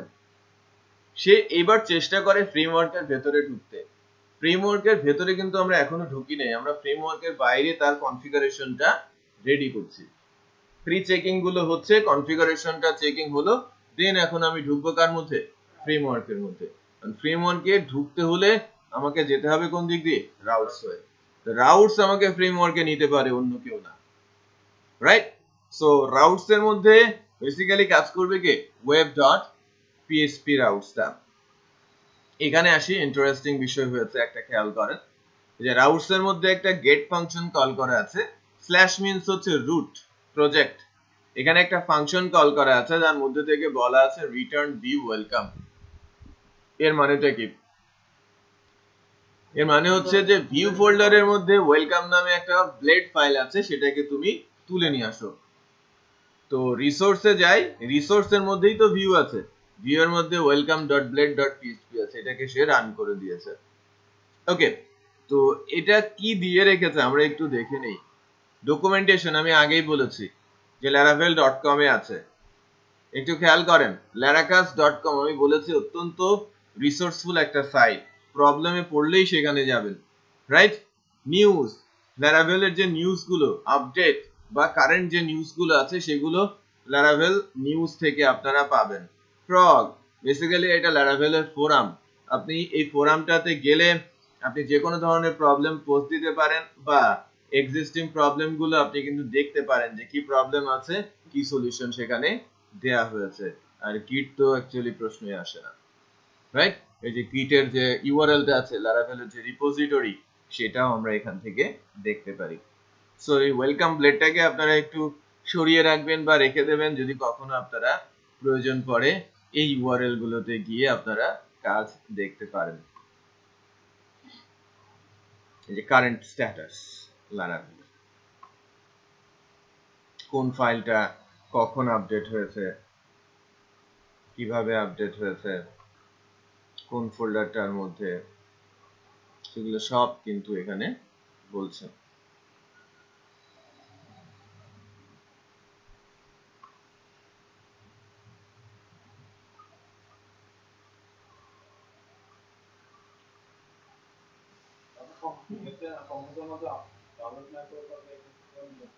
আপনি এখান থেকে ডাউনলোড করে নিয়ে যেতে পারেন, রাইট? গেট থেকে আপনি একদম কমপ্লিটলি পাবেন, বাট ওটা কমেন্ট চালিয়ে নেওয়াটাও ইজি। আপনি এখান থেকে ডাউনলোড করে রাখতে পারেন বা আপনার ডাউনলোড কপি একবার রেখে দিলেন, কোনো সমস্যা নেই। ওকে, সো এটা গেল একটা অংশ যে আমি ল্যারাভেলকে ইনস্টল করেছি, ল্যারাভেল সম্পর্কে কিছুটা জানলাম, স্ট্রাকচারটা আমি বুঝলাম। আই হোপ সবার কাছে ল্যারাভেল ইনস্টল আছে। আপনি এখানে বসতে পারেন, আপনি চার্জার লাগিয়ে না, চার্জার লাগিয়ে নেন। আপনি তো কম্পিউটার ছাড়া বসে আছেন মনে হয়। আচ্ছা, এই মেশিনটা আছে, এই মেশিনটা বেশ ভালো না?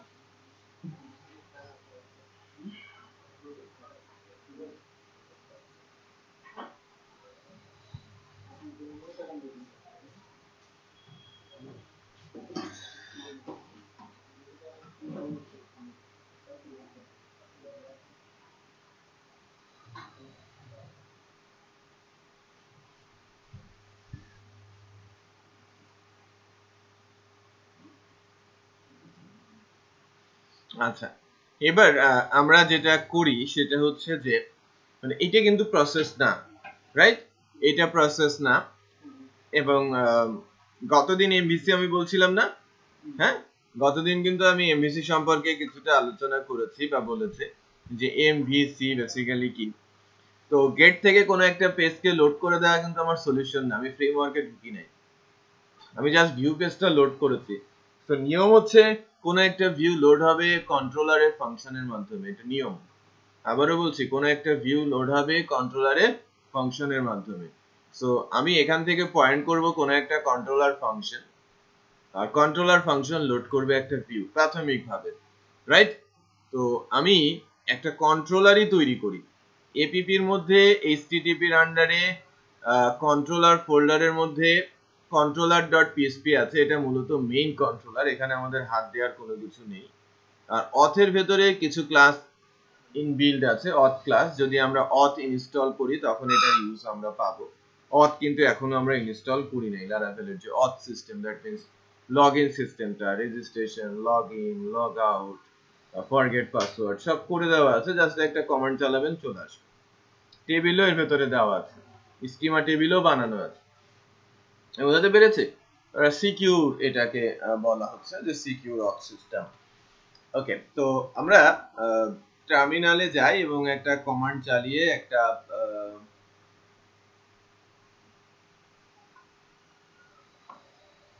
কন্ট্রোলার কিভাবে বানাতে হয় সেটা একটু বানিয়ে ফেলে, একটু খেয়াল করেন।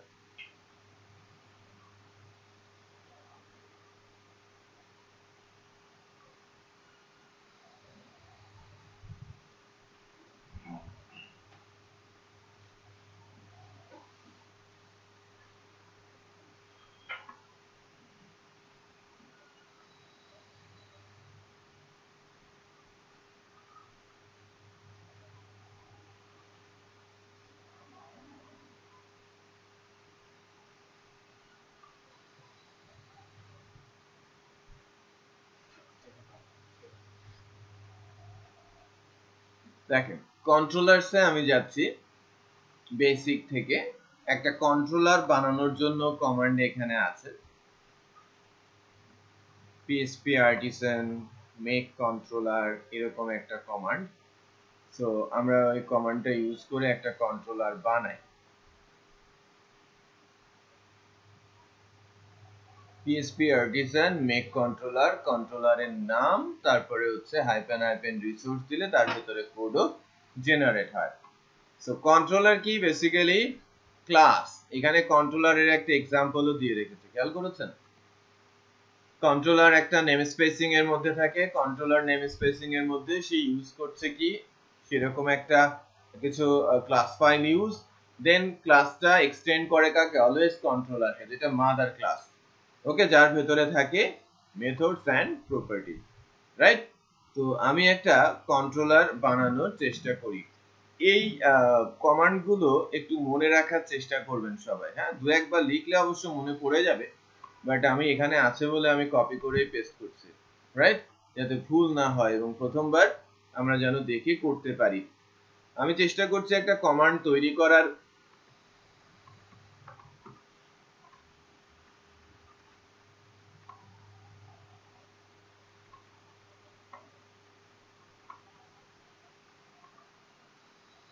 কন্ট্রোলারটার নাম আমি দিচ্ছি না, হ্যাঁ এই যে আমি htdocs এর মধ্যে, আচ্ছা না এটাকে তো আমাদের ইয়ের মধ্যে নিতে হবে, প্রজেক্ট ফোল্ডার থেকে ওপেন করতে হবে। আমার এই কমান্ডটাকে আমি কপি করে রাখি। আমরা যখন প্রজেক্ট করতে গিয়েছি তখন htdocs ছিল, বাট এবার কি করতে হবে, আমাকে আসতে হবে প্রজেক্টের মধ্যে থেকে, ফোল্ডারের মধ্যে থেকে, আদারওয়াইজ পাথ খুঁজে পাবে না। এই যে এখান থেকে আমাকে কমান্ড লাইন খুলতে হবে, শিফট ধরে ওপেন পাওয়ারশেল।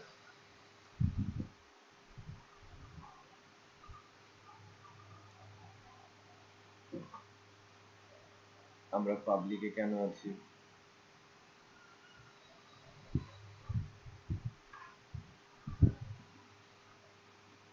পাবলিকে না, আমি কি পাবলিকের মধ্যে আছি, না পাবলিকে থাকলে হবে না, আমাকে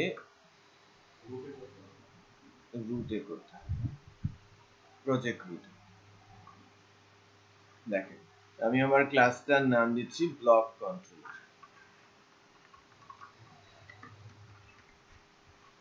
ব্লক কন্ট্রোলার রিসোর্স। কমান্ডটা কি php artisan make controller block controller, এই নামে একটা কন্ট্রোলার তৈরি হবে। আমি যদি রিসোর্সটা না লিখি তাহলে তার ভেতরে কোনো কোড জেনারেট হবে না, শুধু ক্লাস ফাইলটা তৈরি হবে এবং ক্লাসের নামটা দিয়ে একটা সিনট্যাক্স থাকবে। আর যখন রিসোর্স দিচ্ছি তখন কি ইউজ করতে হবে, ক্লাসটা কাকে এক্সটেন্ড করবে, এবং ক্লাসের ভেতরে ডিফল্ট ফাংশন ইনডেক্স, ক্রিয়েট বা স্টোর, হ্যাঁ, এডিট, ডিলিট সব ফাংশন, আপডেট, এই সব ফাংশন গুলো জেনারেট হয়ে যাবে অটোমেটিক।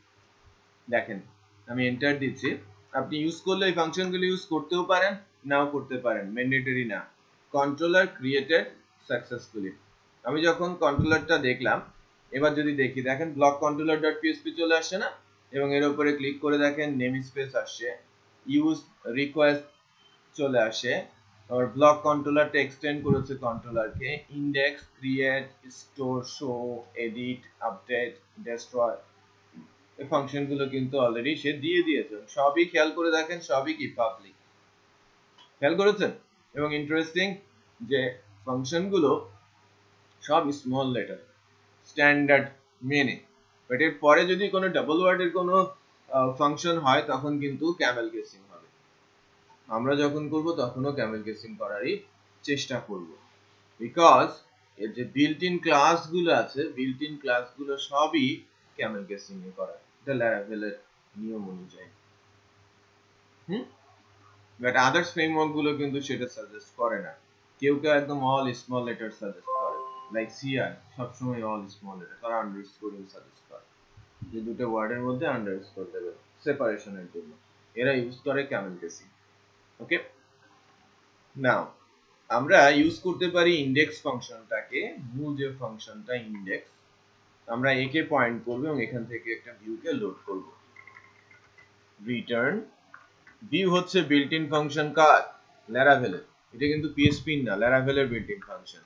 এখান থেকে আমি লোড করছি কাকে, ওয়েলকাম যে ব্লেডটা আছে সেটাকে, অথবা আমি বলছি মাস্টার নামে ব্লেডটাকে। আমি একটা কাজ করি, ভিউ এর মধ্যে মাস্টার নামে একটা ব্লেড তৈরি করি, এটা পিএসপি ফাইল নিচ্ছি, master dot blade dot php,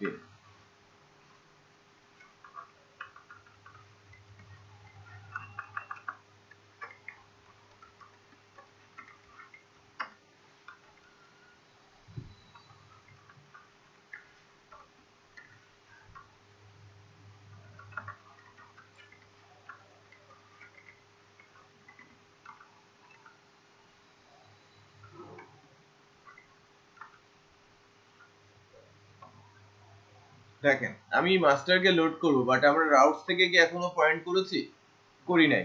routes থেকে পয়েন্ট করার নিয়ম আছে, আমি এটুকু অংশ কেটে নিচ্ছি। ওকে, হ্যাঁ আমি সরাসরি প্রথমে ইনডেক্স, তারপরে বুটস্ট্র্যাপ, তারপরে কনফিগ, তারপরে আসে কোথায় রাউটস, রাইট? রাউটস আমাকে বলে দেবে আমি কোন কন্ট্রোলারে যাব, কোন ফাংশনে যাব। তার মানে কন্ট্রোলারে ঢুকতে হলে অলওয়েজ আপনাকে রাউটস এর মাধ্যমেই যেতে হবে। আর কোনো ভিউ আপনি রাউটস থেকে লোড করতে পারবেন না, এটি স্ট্যান্ডার্ড প্র্যাকটিস, রুলস না।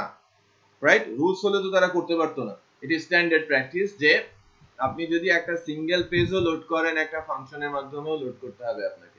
এটা অবশ্যই রাউটস দিয়ে কন্ট্রোলারের ফাংশনে যেতে হবে, সে একটা পেজকে লোড করবে। আমরা এখন যা করছি, আমরা রুট যে পেজটা প্রজেক্টে হিট করেছি, দ্যাট মিন স্ল্যাশ, আমরা চলে যাব কোথায়?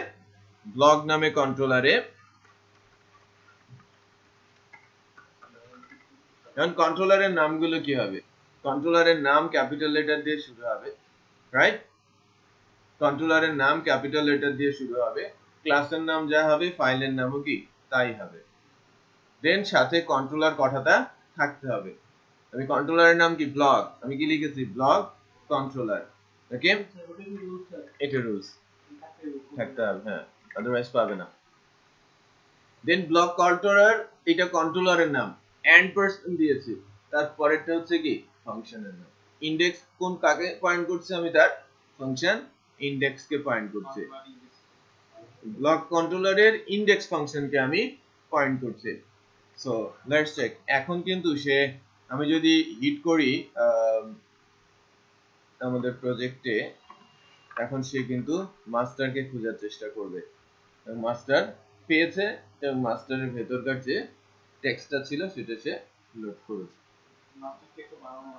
হ্যাঁ, আমি তো মাত্র মাস্টার ব্লেড তৈরি করলাম। এই যে মাস্টার ব্লেড তৈরি করে এর ভেতরে ওয়েলকাম লারাভেল 5.4.30 লিখলাম, ঠিক আছে? সো হ্যাঁ, এই যে ব্লক কন্ট্রোলারের ভেতরে ওয়েলকাম ফাংশনে আমি ভিও থেকে মাস্টার লোড করে দিয়েছি।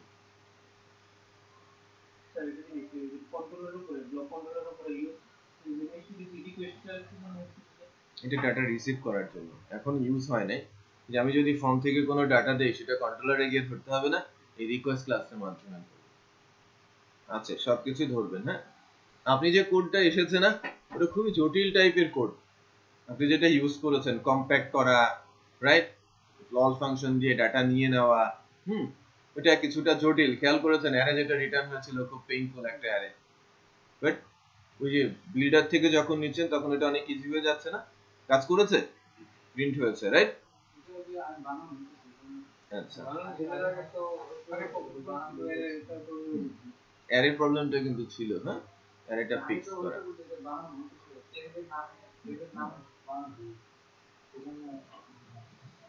আচ্ছা, তো আমরা এতটুকু তো বুঝলাম না সবাই?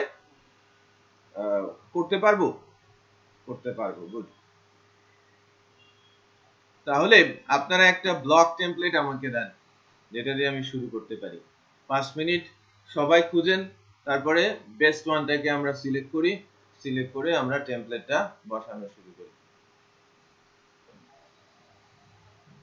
আচ্ছা, দেন অন্যদের টেমপ্লেট থাকলে দেন আমরা একটু দেখি কোনটা আছে আপনার।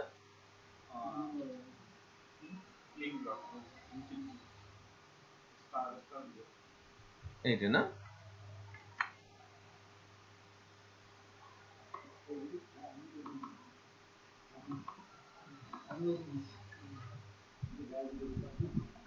এটাই না? Clean blog. আচ্ছা, এখানে বেশ কিছু ফাইল দেখতে পাচ্ছি। পোস্টের পেজ আছে, অ্যাবাউট পেজ আছে, কন্টাক্ট পেজ আছে। রাতুলের কাছে নেই কোনো টেমপ্লেট?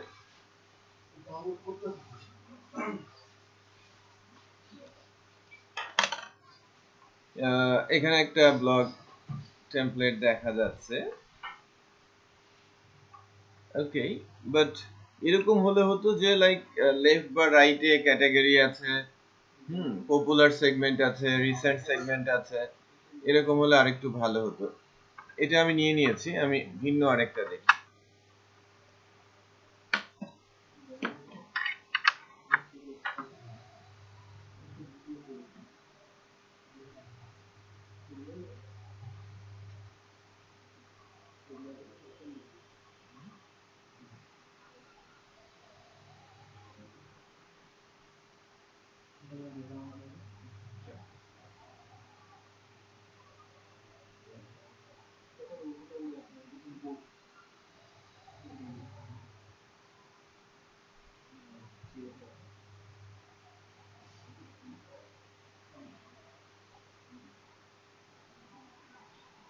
কোনটা?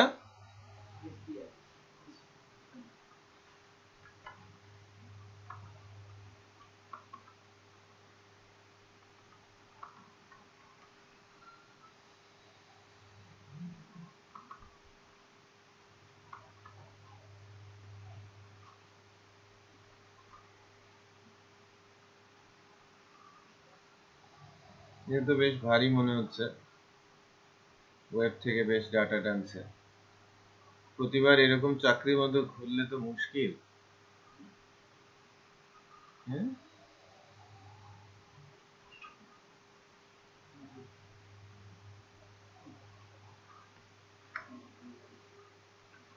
আর কিছু নেই, এতটুকু?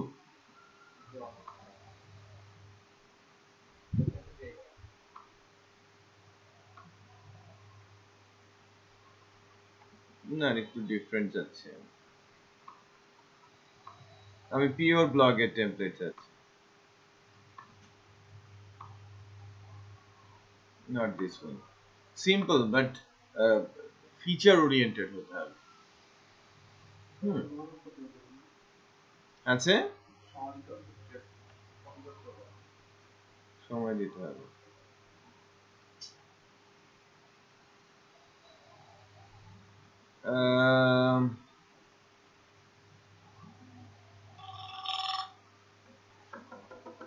হ্যালো, হ্যাঁ, দেখি আমরা, আমার কাছে দু একটা টেমপ্লেট আছে ব্লগের, একটু খেয়াল করেন, এখান থেকেও আমরা পিক করতে পারি। ফিচার ওরিয়েন্টেড, সিম্পল, হ্যাঁ সিম্পল। রেড ব্লগ, এটার উপরে অনেক আলোচনা হয়েছে, ছোট এই থিমটা আমি নিয়ে আর প্র্যাকটিস করতে চাচ্ছি না। ম্যাক্সিমাম সাইট গুলোতেই আমরা এটা আলোচনা করি। এটা ইউজ করার পেছনে মূল কারণ হচ্ছে তার সিম্পলিসিটি, রাইট? আমরা যে ব্লগে যে ফিচার গুলো দেখাই, সেই ফিচার গুলো এখানে আছে। লাইক আমরা ক্যাটাগরি অ্যাডমিন থেকে বানালে এখানে আসবে, এই জায়গায় আমরা রিসেন্ট ব্লগ দেখাতে পারি। একই রকম ভাবে আমি পপুলার ব্লগ দেখাতে পারি, এখানে আমি ব্লগের শর্ট ডেসক্রিপশন দেখাতে পারি উইথ ইমেজ, আমি ক্লিক করলে ব্লগের লং ডেসক্রিপশন দেখাতে পারি উইথ কমেন্টস। ব্লগে তো ছোট্ট সিম্পল ব্লগ সাইটে তো এই ফিচার গুলোই থাকে, এই টেমপ্লেটে সেটা রয়েছে।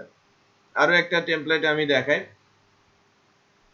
যে লাইক ব্লগ 1 2 3, এখান থেকে নিয়ে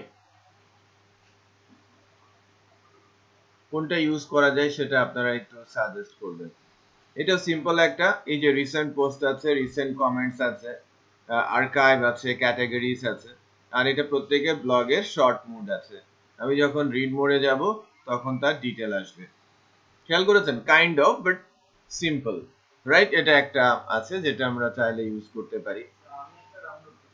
দেন ব্লগ 2 তে ওয়েব ভার্সনটাতে আমরা যদি যাই, এটা বিট কালারফুল, একটু খেয়াল করেন, এটা বিট কালারফুল। কনসেপ্ট সেম, বস কনসেপ্ট সেম, কন্টাক্ট আর্কাইভ এখানে আছে এবং একইভাবে রিড মোডে যাওয়া যায়। তার মানে এটাও সিমিলার টাইপের। হ্যাঁ, লাস্ট ব্যাচে আলোচনা হয়েছে এটা দিয়ে, এইটে।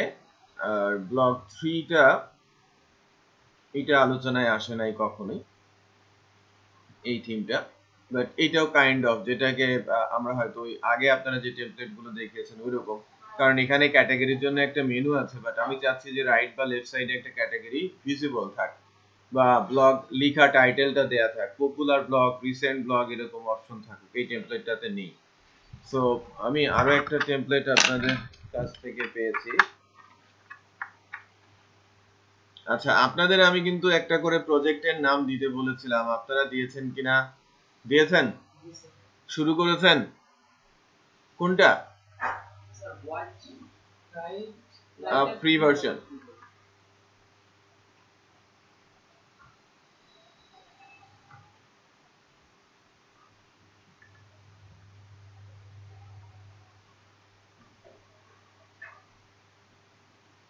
এটা তো ইনস্টলার, কোড নেই।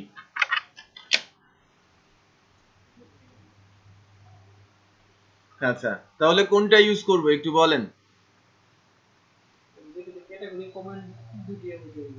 ক্যাটাগরি কমেন্টস, এইটা ইউজ করি, ঠিক আছে, এটা ইউজ করি। এখানে অ্যাবাউট পেজ আছে, কন্ট্যাক্ট পেজ আছে, ঠিক আছে।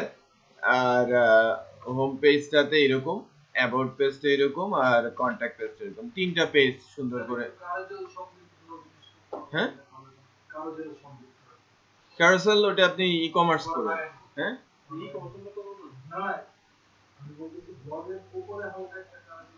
ই কমার্স করেন, ই কমার্সের সমস্যা নেই, অথবা একটা টেমপ্লেট নিয়ে আসেন।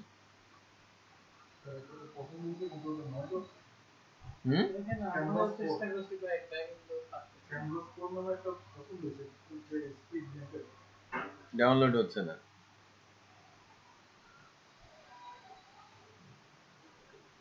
আচ্ছা, ফার্স্টের দিন তো মার্কেটিং মানে আমরা মাস্টারিং করব, যদি এর চেয়ে ভালো পাই আমরা পরবর্তী দিন আরেকটা সেরে নিতে পারবো, সমস্যা নেই। ওকে,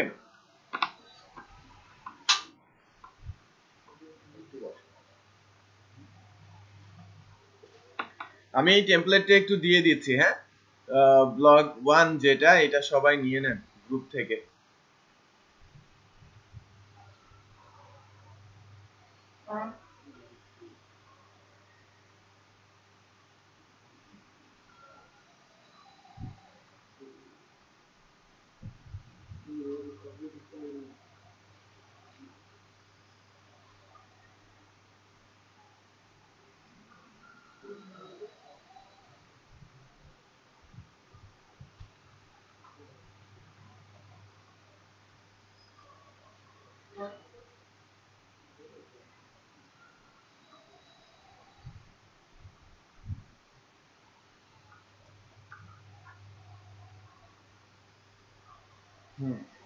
গ্রুপে দিয়েছি, এটা একটু কালেক্ট করেন 5 মিনিট।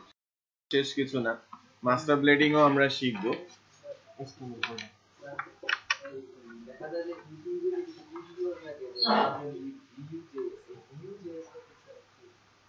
Vue.js এটা kind of JavaScript library, kind of special করে দিয়েছে আর কি, বানায়নি। জাভাস্ক্রিপ্ট তো নিচে জাভাস্ক্রিপ্টেরই, Vue.js ওদের কনসোর্টিয়াম আছে আর কি। হ্যাঁ, এটা ফ্রেমওয়ার্ক, ওটা ইউজ করার জন্য, নাথিং এলস। আপনি ইউজ করতেও পারেন, নাও করতে পারেন, ম্যান্ডেটরি না, ম্যান্ডেটরি না যে আপনি ওটাকে ইউজ করবেনই। কোনটা? ওই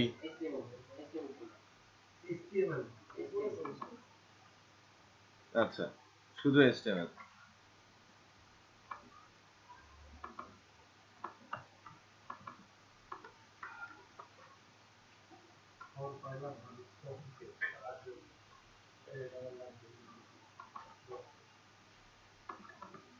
হোমেরই তো কয়েকটা পেজ আছে দেখছি। হোম টু, আচ্ছা, ভিউ ডেমো লাফিয়ে লাফিয়ে আসে,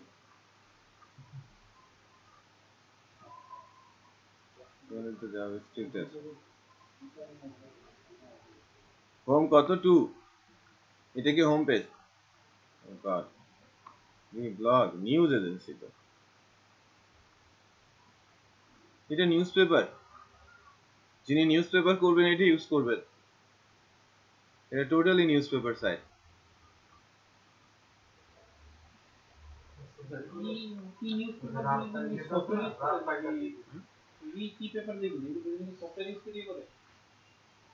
সফটওয়্যার না, ওটার জন্য ফ্রেমিং আছে। হ্যাঁ, ফ্রেম বাই ফ্রেম ওটা ইয়ে করে, মানে ওরা একটা মডিউল তৈরি করে ফেলেছে। ইউ নিউজ পেপার যারা বানিয়েছে, আমাদের দেশীয় একটা কোম্পানি আছে, তারা একটা মানে সিএমএস টাইপ ডেভেলপ করেছে, ওটা বিল্ড করে ওটাকে ইয়ে পেজ ইমেজ আকারে করে ফেলে, দেন ওটার উপরে বেস করে নিউজগুলো সুন্দর করে ইমপ্লিমেন্ট হয়। এটাকেও আমি নিতে পারছি। আমি চাচ্ছি যে আমি একদম ভেরি সিম্পল কনসেপ্টে যাব। আমি টেমপ্লেট জটিল হলে কিন্তু কনসেপ্টও জটিল হয়ে যাবে, রাইট? আমি রেড ব্লগ না, আমি এই যে থিমটা ব্লগ 1 যেটা ইউজ করছি, এটা যে কেউ নিউজ পেপারের জন্য ইউজ করতে পারে। আমি এই টেমপ্লেটটা ইউজ করতে যাচ্ছি, ভেরি সিম্পল টেমপ্লেট, যেটা আমাদের শুরুর জন্য সবার জন্যই ভালো হবে।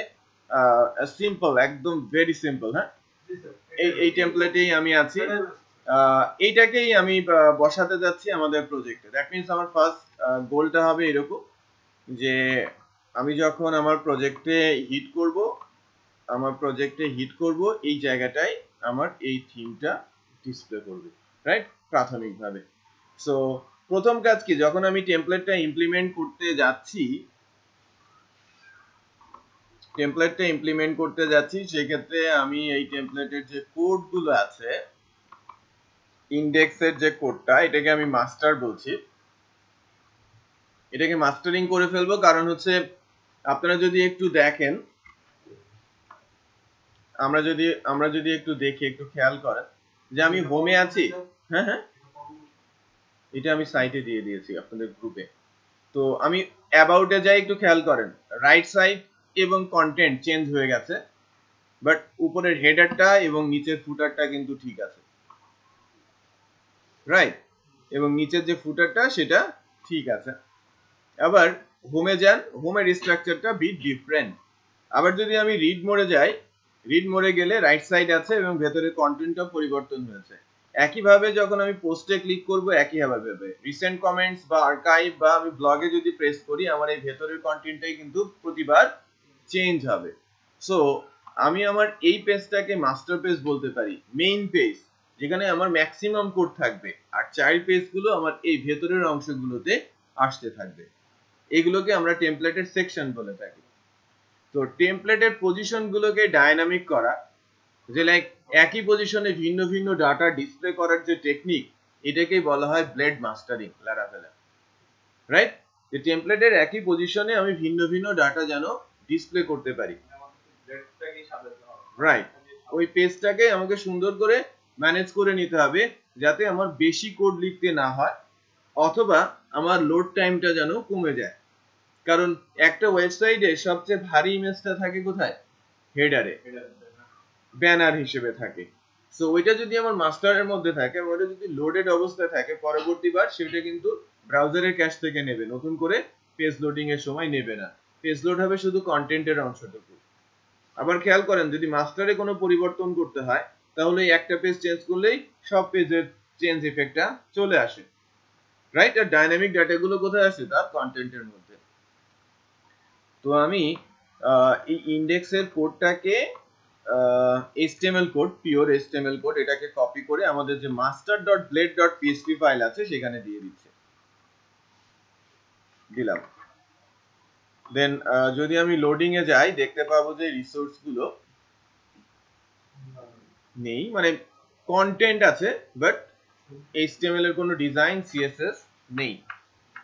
তো এর জন্য এই টেমপ্লেটে ইউজ হওয়া CSS, ইমেজ এবং JS, এই তিনটা রিসোর্স একটু খেয়াল করি, ইমেজ এবং JS, এই তিনটা রিসোর্স আমরা নিয়ে যাব।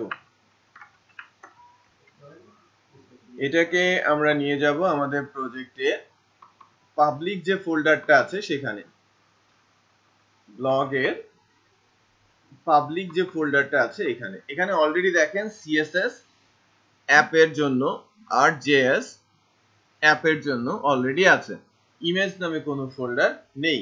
তো আমি যদি এখানে পেস্ট করে দেই, ওভাররাইট হয়ে গেছে না? তার মানে JS এর মধ্যে কি চলে গেছে? অ্যাপ চলে গেছে। আর বাকি ফাইলগুলো রয়েছে CSS এর মধ্যে, অ্যাপ CSS টার সাথে সাথে বাকি দুইটা CSS ও অলরেডি আছে, আর ইমেজটা নতুন করে আসছে। এখন যদি আমরা লোডিং এ যাই, নট কানেক্টেড, রাইট, পাচ্ছে না। আমাকে কানেকশনটা দিয়ে দিতে হবে। কানেকশনটা কোথা থেকে দিব? এই যে দুইটা আমার CSS, এখান থেকে দুইটা CSS আর দুইটা JS ফাইলের লিংক আমাকে দিয়ে দিতে হবে। সো CSS এবং JS এর লিংক আমরা কিভাবে দিব? বেসিক্যালি ব্লেড দিয়ে যদি আমরা আসি, দুইটা ফাংশনের মাধ্যমে এটা দেয়া যায়। একটা হচ্ছে URL ফাংশন আর একটা হচ্ছে অ্যাসেট ফাংশন, রাইট। অ্যাসেট ফাংশনের মধ্যে আমি যদি লিখি, এটা কোথায় আছে? অ্যাসেট মিন্স রুট, localhost/project, মানে আমি যদি অ্যাবসলিউট পাথটা দিতে চাই, যে আমি পাথটা দিয়ে দিতে যাচ্ছি যে আমার CSS টা কোথায় আছে, আমার CSS টা কোথায় আছে? localhost/project name/public/css then file name। এখানে তো CSS এবং ফাইল নেম আছে, সো আমি অ্যাসেট লেখার মানে হচ্ছে localhost / project name, তারপরে আমি লিখছি রাইট পাবলিকের পর আমার css bootstrap css বেশ। একইভাবে css এর জন্য এখানে আমরা url ফাংশনটাও ইউজ করতে পারি।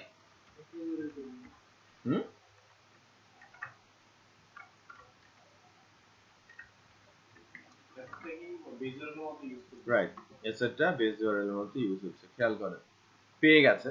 এখন আমি যদি ভিউ সোর্স করি, একটু খেয়াল করেন এই যে এই পর্যন্ত অ্যাসেট কাজ করেছে, তারপরে আমি পাবলিক লিখেছি, সিএসএস লিখেছি, বুটস্ট্র্যাপ লিখেছি, রাইট, কানেকশন পেয়েছে। আবার আপনি বলছিলেন ইউআরএল, ওখানে আবার ইউআরএল স্কোপ 2 দিতে হয়, হ্যাঁ, একটু বিট ডিফারেন্ট।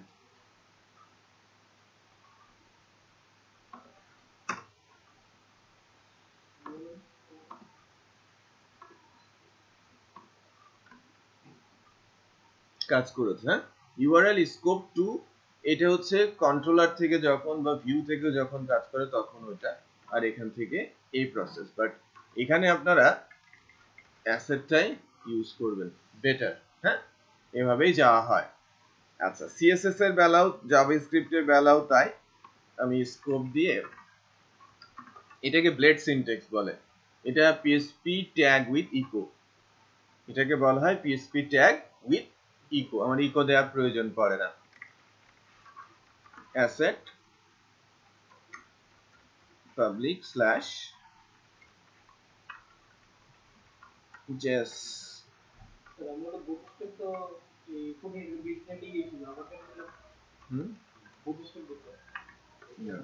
বুটস্ট্র্যাপ ফোল্ডার ছিল, ওর ভেতরে বুটস্ট্র্যাপ সিএসএস ছিল না। না,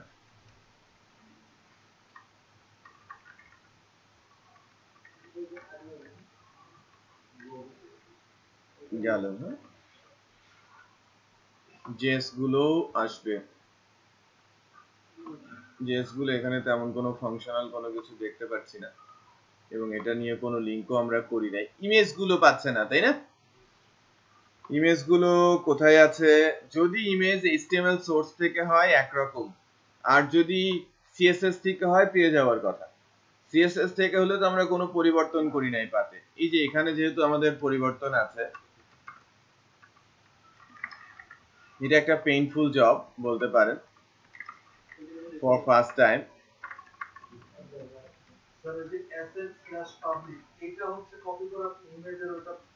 রিপ্লেস করে দিতে পারি, হ্যাঁ, ওইটা আমরা চাইলে রিপ্লেস করে দিতে পারি।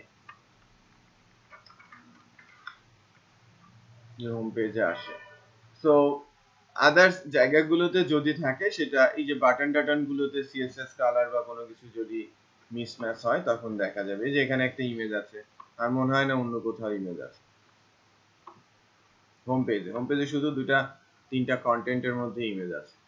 আচ্ছা, তাহলে আমরা কি করতে পারলাম? আমরা হোম পেজটা আনতে পারলাম, রাইট?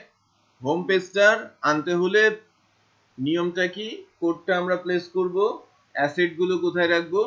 পাবলিক ফোল্ডারে, এবং সেখান থেকে লিংক করব কার সাথে? আমার ব্লেড ফাইলের সাথে, রাইট? দেন পরবর্তীতে যখন আমরা মাস্টারিং করব, কোন জায়গাটা মাস্টারিং করব সেটা কেটে নিয়ে চাইল্ড পেজ বানাতে হবে, এবং ওখানে একটা সেকশন YIELD লারাভেল ফাংশনালিটি আছে, ব্লেড ফাংশন, সেটা বসিয়ে রাখতে হবে যাতে চাইল্ড গুলোকে সে ইনহেরিট করতে পারে, রাইট? সো এই মাস্টারিং কনসেপ্টে আমরা নেক্সট ক্লাসে যাব, যে কিভাবে আমরা মাস্টারিং করার জন্য সেকশন গুলোকে আলাদা করে ফেলবো। ওই দিনই বেসিক্যালি ফ্রন্ট এন্ড এবং ব্যাক এন্ড মাস্টারিং হয়ে যাবে, হ্যাঁ, এবং তারপরের দিন আমরা অথেন্টিকেশনও শিখে ফেলবো।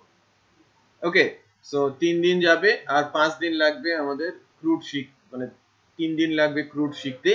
বেসিক্যালি ক্রুডটা ওখানে 3 বার প্র্যাকটিস হবে বা 2 বার প্র্যাকটিস হবে, একবার ক্যাটাগরির সময়, একবার ব্লগের সময়। Query builder kind of active রেকর্ডের কাছাকাছি, এটাকে কোয়েরি বিল্ডার বলে, এবং কাছাকাছি মানে সিনট্যাক্স গুলো অলমোস্ট কাছাকাছি, বাট কিছু সিনট্যাকটিক্যাল পরিবর্তনও এখানে লক্ষ্য করা যাবে, আপনি দেখবেন। মাস্টারিং কনসেপ্ট ওখানেও আছে, এখানেও আছে, যারা সিআই জানে তাদের জন্য অনেক ইজি হবে এটা। হুম রাস্তায় সবগুলো জাস্ট গ্লোবাল গুলো আপনি ইনক্লুড করে দিলে গ্লোবাল হ্যাঁ পেয়ে যাবে কন্টেন্টটা কয়েক ভাবেই করা যায় বাট আমি ইজিয়েস্ট টেকনিকে যাব রাইট যেটা সবচেয়ে সহজ পদ্ধতি মানে বেসিক্যালি যেটা আপনারা খেয়াল করবেন অনেকেই যেটা করে থাকে যে স্মার্ট কোড যেটাকে নর্মালি বলে যে কোডটা দেখে একটু ধোঁয়াশার মতো লাগবে রাইট সেক্ষেত্রে মনে করা হয় যেন কোডার ভেরি স্মার্ট এবং খুব জটিল কোড লিখেছে মানে আমার মতে এটার মধ্যে ক্রিয়েটিভিটির কোনো কিছু নেই বা খুব বড়ভাবে বলারও তেমন কিছু নেই যে আমার কোড যদি অন্যজন বুঝতেই না পারে তাহলে আমার ওই কোড করে কোনো লাভ নেই হ্যাঁ যত সিম্পল কোড আপনি লিখতে পারেন রাইট প্রাথমিকভাবে আপনি ভেঙে ভেঙে ভেঙে ভেঙে কোড লিখেন আমাকে দেখবেন যেন ব্লগে যতটা ভেঙে আমি কোড লিখবো ই কমার্সে গিয়ে অতটা ভেঙে কোড লিখবো না বাট ভেঙে কোড লেখা একটু কষ্টসাধ্য বাট অন্যের জন্য কিন্তু সেটা খুবই উপকারী কারণ আমি যে প্রোডাক্টটা বানাচ্ছি এটা আমার আমার সম্পত্তি না এর জন্য আমাকে পে করা হচ্ছে সম্পত্তি কার যে টাকা দিচ্ছে তার তো বোধগম্য হতে হবে সে বেচারা যদি নাও বোঝে সে যদি আইটি পার্সনও না হয় সে কাউকে দিলে যেন সে যেন বুঝতে পারে সে যদি আইটি পার্সন হয় সে যদি ডেভেলপার হয় তাহলে আমি যদি আমার ক্রিয়েটিভিটি দেখাতে গিয়ে আমার বড়ত্ব দেখাতে গিয়ে কিছু কমপ্লেক্স কিছু করে বসি তাহলে আমার লস হবে না বাট আলটিমেটলি যার প্রোডাক্ট যার হয়ে আমি কাজ করছি তার বড় লস করছি আমি বোঝাতে পেরেছি সো যতটা চেষ্টা করা হবে যেন আপনার কোড রিডেবল হয় আপনি যেন ইজিয়েস্ট ওয়েতে বড় প্রবলেম সলভ করতে পারেন যত সহজে বড় মানে যে যত সহজে বড় প্রবলেম সলভ করতে পারে সে তত বেশি কি স্টেবল তাই না সো আমরা ওইদিকেই একটু মুভ করার চেষ্টা করব সো আপাতত রাখছি আপনারা মাস্ট এই পর্যন্ত বসাবেন আর আমার রিকোয়েস্ট থাকবে এই যে ব্লগ ল্যারাভেল ব্যাচ 8 এর Laravel installation mastering front end mastering এবং ব্যাক এন্ড মাস্টারিং এই ভিডিওগুলো দেখে বাসায় একটু প্র্যাকটিস করবেন ব্যাকএন্ডের জন্য কি টেমপ্লেট ব্যবহার করব ব্যাকএন্ডের টেমপ্লেটটা আমি এখন তুলে দিচ্ছি হ্যাঁ ওই বুটস্ট্র্যাপ মেট্রো ড্যাশবোর্ড আপনাদের কাছে থাকার কথা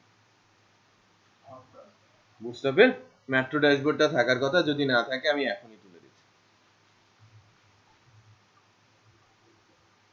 এটা ভার্সলি ইউজড আমরা কত শত প্রজেক্টে যে ইউজ করেছি তার কোনো ইয়ত্তা নেই আর কি বেসিসে প্রায় 55টা ব্যাচ গেছে হ্যাঁ অ্যাডমিন 2 আচ্ছা আচ্ছা তাহলে বুটস মেট্রো ড্যাশবোর্ড আপনারা ইউজ করেন এই যে বুটস্ট্র্যাপ মেট্রো এটা দেখতে কেমন দেখতে চাচ্ছে না আহামরি কিছু না বাট ফিচার ওরিয়েন্টেড মোটামুটি বোঝানোর জন্য ভালো অ্যাডমিনিস্ট্রেটিভ প্যানেলটা অনেক চমৎকার চমৎকার অ্যাডমিন টেমপ্লেট রয়েছে রাইট এই যেগুলো আপনারা ইউজ করতে পারেন চাইলে বা আমাকে একটা নতুন দিতেও পারেন যে আমি আপনার প্রজেক্ট ইউজ করতে পারি রাইট এটা home page dashboard message task আমরা মূলত এটাকে বেসিক্যালি ক্রুড সিস্টেম আলোচনা যখন হবে তখন সবচেয়ে বেশি লাগবে হচ্ছে গ্রিডটা ফর্মটা রাইট এখানে সুন্দর করে ফর্ম দেওয়া আছে রাইট এখানে সুন্দর করে টেবুলার পদ্ধতিতে গ্রিড সিস্টেমে ডাটা তোলা আছে যেগুলো আমরা মূলত ইউজ করে থাকি এবং দেখতে ইজি সহজ হবে স্টুডেন্টদের জন্য হ্যাঁ এটাও সুন্দর এটাতেও আমি কাজ করেছি দিতে পারেন এটাও সুন্দর আপনার কাছেও তো একটা আছে আমি গতদিন দেখলাম ওইটা ইউজ করতে পারেন এইটা মনে হয় হচ্ছে দেখতে একটু ভালো নো প্রবলেম তারা ইউজ করেন ফ্ল্যাগটাও সুন্দর আমার যে দিলে আছে এটা সমস্যা ইউটিউবটা সমস্যা ভাই ইয়ার ওয়ার্ড থেকে কপি করে দিলে কোডটা আমি কি ইউজ করতে এই ভিডিওটা দেখতে করতে পারবে হ্যাঁ আমি সব কিছু করে দিয়েছি ভিডিওটা মানে একটু কমপ্লিট করে ঠিক আছে পেন ড্রাইভ দেন আমি ডাটাগুলো দিয়ে দিই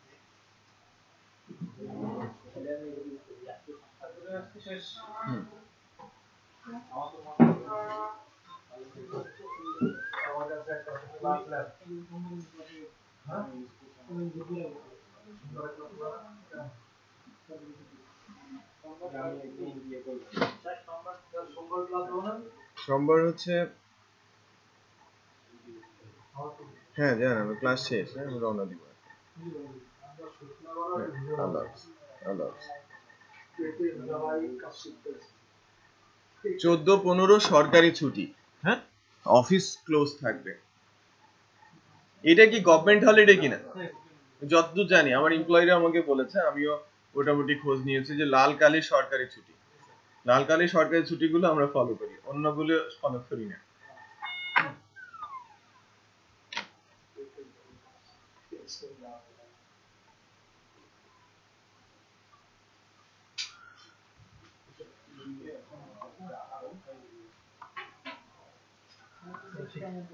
ঠিক আছে টিটি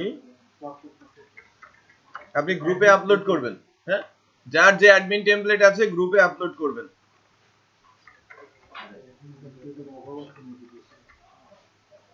ডে কত আর বন্ধ করে দেব। কেউ আছে একজন না? আজকে কি হলো?